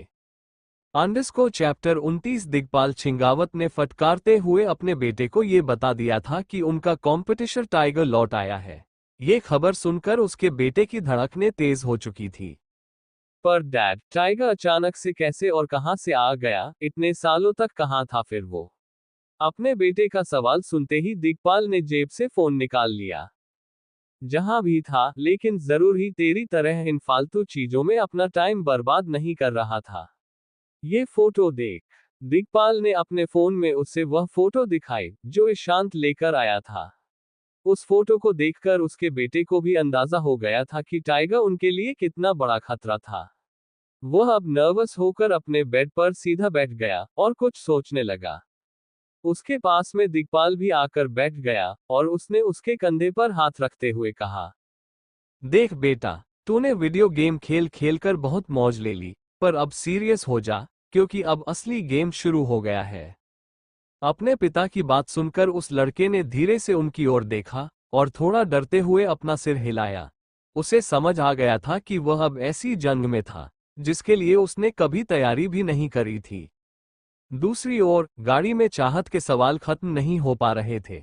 तुम्हारे एबीएस है क्या अभिनव? एब एब नहीं, एबीएस, सिक्स पैक एबीएस, जैसे फिल्मों में हीरो के होते हैं। है पर दिखते नहीं है। अभिनव को उसका ये सवाल थोड़ा अजीब लगा। चाहत भी जवाब सुनकर हंस पड़ी और बोली, इसका मतलब नहीं है। अभिनव भी हंसकर बोल पड़ा, तुम जैसा समझो। कुछ सेकंड्स की चुप्पी के बाद चाहत ने अभिनव के सामने एक प्रपोजल रख दिया। कहो तो इस वीक से दोनों जिम ज्वाइन कर लेते हैं। उसका ये प्रपोजल सुनते ही अभिनव ने उसकी ओर हैरानी से देखा। वो मन ही मन सोच भी रहा था जिम ज्वाइन करने की, और अब चाहत ने उसी के लिए कह भी दिया था। हालांकि फिलहाल अभिनव के हाव भाव देखकर चाहत को लगा कि उसने कुछ ज्यादा ही बोल दिया था। अगर जिम का मूड नहीं हो तो एटलीस्ट साथ में डिनर तो कर ही सकते हैं। तुमने आज मेरी हेल्प की तो उसके बदले में एक ट्रीट? अभिनव ने उसकी ओर स्माइल करते हुए देखा और फिर धीरे से कहा, ट्रीट तो तुम मुझे दे ही चुकी हो। अभिनव की इस फ्लर्टिंग से चाहत काफी शर्मा गई और सिर घुमाकर खिड़की के बाहर देखने लगी। अभिनव ने भी अपनी नजरें फिर से आगे कर ली और थोड़ा स्ट्रिक्ट होकर कहा, आज जो भी हुआ ये बात यहीं खत्म हो जानी चाहिए। अगर गलती से भी बाहर आ गई तो हम दोनों बुरे फंस जाएंगे। चाहत ने सिर हिलाकर हामी भरी। उसे भी पता था कि अगर किसी को इस सब की भनक भी लग गई तो उन दोनों के साथ साथ अनन्या के लिए भी मुश्किलें खड़ी हो सकती हैं। वैसे तुम्हें लगता है श्याम अभी भी इस दिखावे से मान गया होगा? कहाँ वो एक अमीरजादा और मैं एक फटीचर? अभिनव ने माहौल हल्का करने के लिए हंसते हुए पूछा। चाहत ने उसे ऊपर से नीचे तक देखा और फिर स्माइल करते हुए कहा, फटीचर लोग भी आजकल लग्जूरियस सूट पहनने लगे हैं क्या? Just joking. वैसे भी कपड़ों से कुछ फर्क नहीं पड़ता, इंसान का बिहेवियर अच्छा होना चाहिए। और तुम्हारा बिहेवियर काफी अच्छा है, श्याम से तो लाख गुना बेहतर। अभिनव को चाहत की इस बात में कई मतलब दिखाई दे रहे थे, इसलिए वो समझ नहीं पाया कि कैसे रिएक्ट करे। कुछ सेकंड्स तक शांत रहने के बाद ही फिर उसने धीरे से जवाब दिया, काश अनन्या भी मेरे लिए ऐसा ही सोचने लगे, प्रॉब्लम्स वैसे ही कम हो जाएंगी। अभिनव की इस बात पर चाहत की फिर से हंसी छूट गई। अनन्या फिलहाल तो तुमसे नफरत करती है, पर आगे का पता नहीं। बट एक बात है, वो शुरू से ही काफी जिद्दी रही है। मैं उसे बचपन से जानती हूँ। एक बार अगर उसके दिल में किसी के लिए नफरत घुस जाती है तो बस घुस जाती है। और फिर तुमने तो उसके साथ जो किया, तुम दोनों के बीच जो हुआ, उसके बाद तो इससे पहले कि चाहत अपनी बात पूरी कर पाती, अभिनव ने बीच में कहा, उस रात हम दोनों के बीच कुछ नहीं हुआ था। ये सुनते ही चाहत हैरानी से अभिनव को देखने लगी। ऐसे क्या देख रही हो? अभिनव ने कहा। नहीं, कुछ नहीं, चाहत ने कहा और खिड़की की तरफ अपनी नजर घुमा ली। उसके होठों पर एक छोटी सी मुस्कान थी। कुछ देर बाद चाहत ने कहा, वो हाउस बस वहां रोक दो। चाहत ने अचानक कहा और अपने घर की ओर उंगली से इशारा किया। अभिनव ने उसके विला के सामने गाड़ी रोक दी। थैंक यू अगेन अभिनव, और जो भी हुआ उसके लिए sorry, bye. It's okay. Abhinav ने सिर हिलाकर उसे माफ कर दिया और चाहत उसकी ओर स्माइल करते हुए पलटकर अपने घर में चली गई। उसे जाते देख अभिनव यही सोच रहा था कि अलायना के अलावा सिर्फ यही एक लड़की थी जो उससे इतनी अच्छी तरह पेश आती थी। वह नहीं जानता था कि चाहत के असली इरादे क्या थे, लेकिन उसे अंदर ही अंदर यह भी महसूस होता था कि उस लड़की का मन साफ था। कभी वो अभिनव को जासूस लगती थी तो कभी दोस्त। जब अभिनव दोबारा अनन्या के घर जाने के लिए रवाना हुआ तो उसके दिमाग में फिर से मोंटी का नाम उभर आया। मोंटी कल वापस आ रहा था। उसे उससे निपटकर कंपनीज को भी अपने हाथों में लेना था। वहीं साथ साथ टाइगर की आइडेंटिटी छिपाकर अंडरकवर भी रहना था। हालांकि अब भी उसके सामने सवाल यही था कि वह ये कैसे करेगा। यही सब सोचते हुए अभिनव घर पहुंच गया। दरवाजा खोलते ही उसने देखा कि लिविंग रूम में कोई नहीं था। बेडरूम के पास जाकर भी उसने गेट धीरे से खोला ताकि अनन्या डिस्टर्ब ना हो जाए, और अपनी पैरों की उंगलियों पर चलकर वो काफी सावधानी से बेड के एक कोने पर आकर सो गया।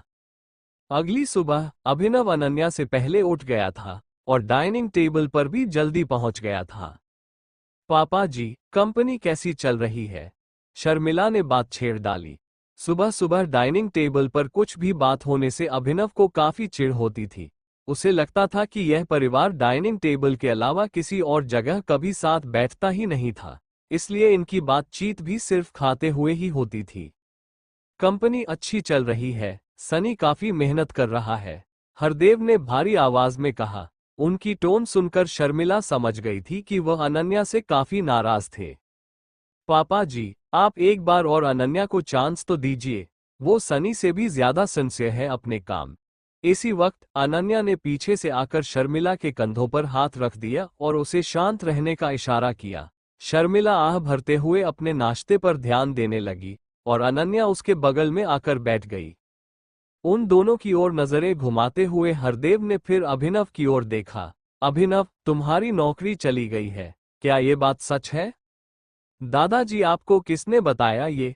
अनन्या ने हैरान होकर पूछा। सनी ने बताया, वो आजकल काफी खबरें रखने लगा है। मंडे तक प्रोटॉन पब्लिशर्स से उसकी डील भी फाइनल हो जाएगी, हरदेव ने गर्व करते हुए कहा। वो यही चाहता था कि इस न्यूज को सुनकर अनन्या थोड़ा अपने बारे में सोचे कि फिलहाल वो कहाँ है और उसका भाई कहाँ पहुंच गया है। प्रोटॉन पब्लिशर्स तो टाइगर की कंपनी है ना? अपनी कंपनी का नाम सुनते ही अभिनव ने हरदेव की ओर देखकर कहा। टाइगर का नाम सुनकर हरदेव का सीना और भी चौड़ा हो चुका था। हाँ, उनके ग्रुप की सबसे बड़ी कंपनी। मुझे लगा नहीं था कि सनी उनके साथ डील क्रैक कर पाएगा, पर लड़के ने वाकई कर दिखाया। हरदेव की बातों से अनन्या को यही महसूस हो रहा था कि उनकी कंपनी का कंट्रोल वो सनी को ही देने वाले थे। ऐसी सिचुएशन में उसके हाथ में कुछ नहीं आने वाला था, और यही सोच सोचकर अनन्या अब ठीक से नाश्ता भी नहीं कर पा रही थी।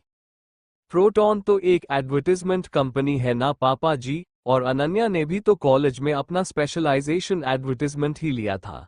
मुझे तो लगता है वह उनसे और भी अच्छे से डील फाइनल कर सकती थी, शर्मिला ने अनन्या की तरफदारी करते हुए कहा। हाँ, पर इन मैडम के पास टाइम भी तो होना चाहिए ना बिजनेस के बारे में सोचने का। जब ये दोस्तों के साथ गाड़ियों में घूम रही थी, क्लब में जा रही थी, शॉपिंग करने जा रही थी, तब सनी अकेले ही प्रोटॉन के साथ मीटिंग्स हैंडल कर रहा था। अब जब उसकी मेहनत से यह डील फाइनल हो पा रही है तो तुम कह रही हो कि तुम्हारी बेटी और बेहतर कर सकती थी, हरदेव ने शर्मिला को ऊंची आवाज में जवाब दिया। उसने वह सब कुछ कह दिया था जो वो अनन्या के लिए अपने अंदर दबाए बैठा था।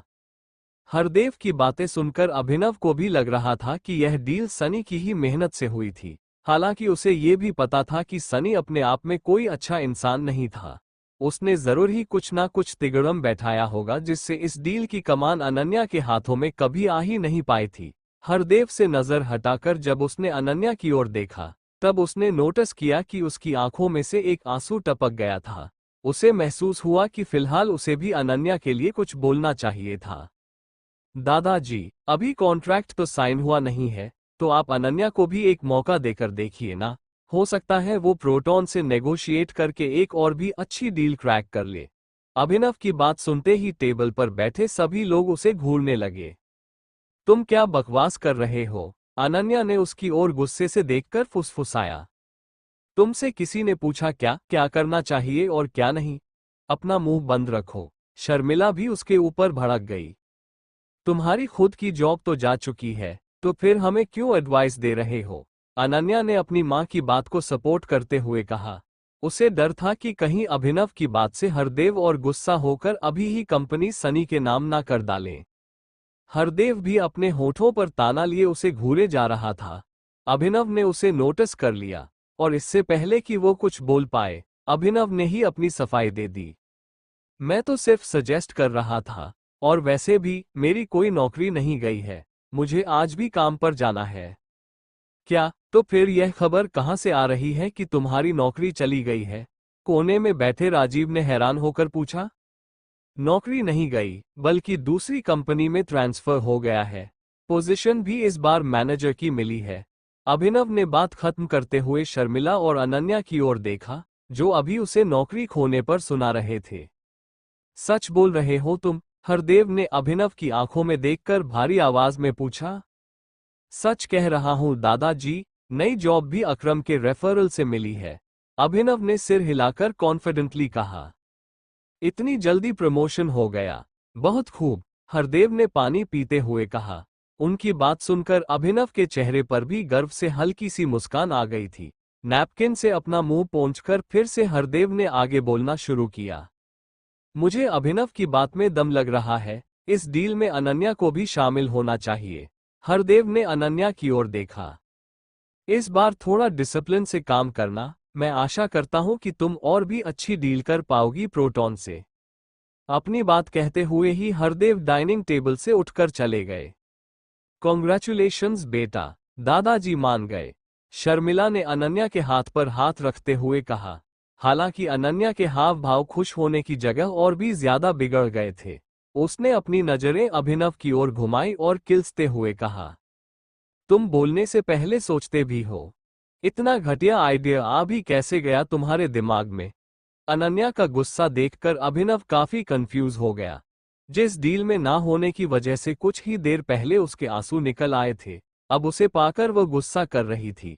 अभिनव को ऐसा लग रहा था कि कोई भी काम अगर उससे जुड़ते हुए होता है तो अनन्या को तकलीफ ही होती थी। अनन्या, अब क्या हो गया तुम्हें? इस डील में आने के लिए तो तुम कुछ भी करने को तैयार थी, और अब अभिनव की मदद से तुम्हें चांस मिल भी गया है तो तुम उस पर ही क्यों उल्टा भड़क रही हो? राजीव ने डांटते हुए अनन्या से पूछा।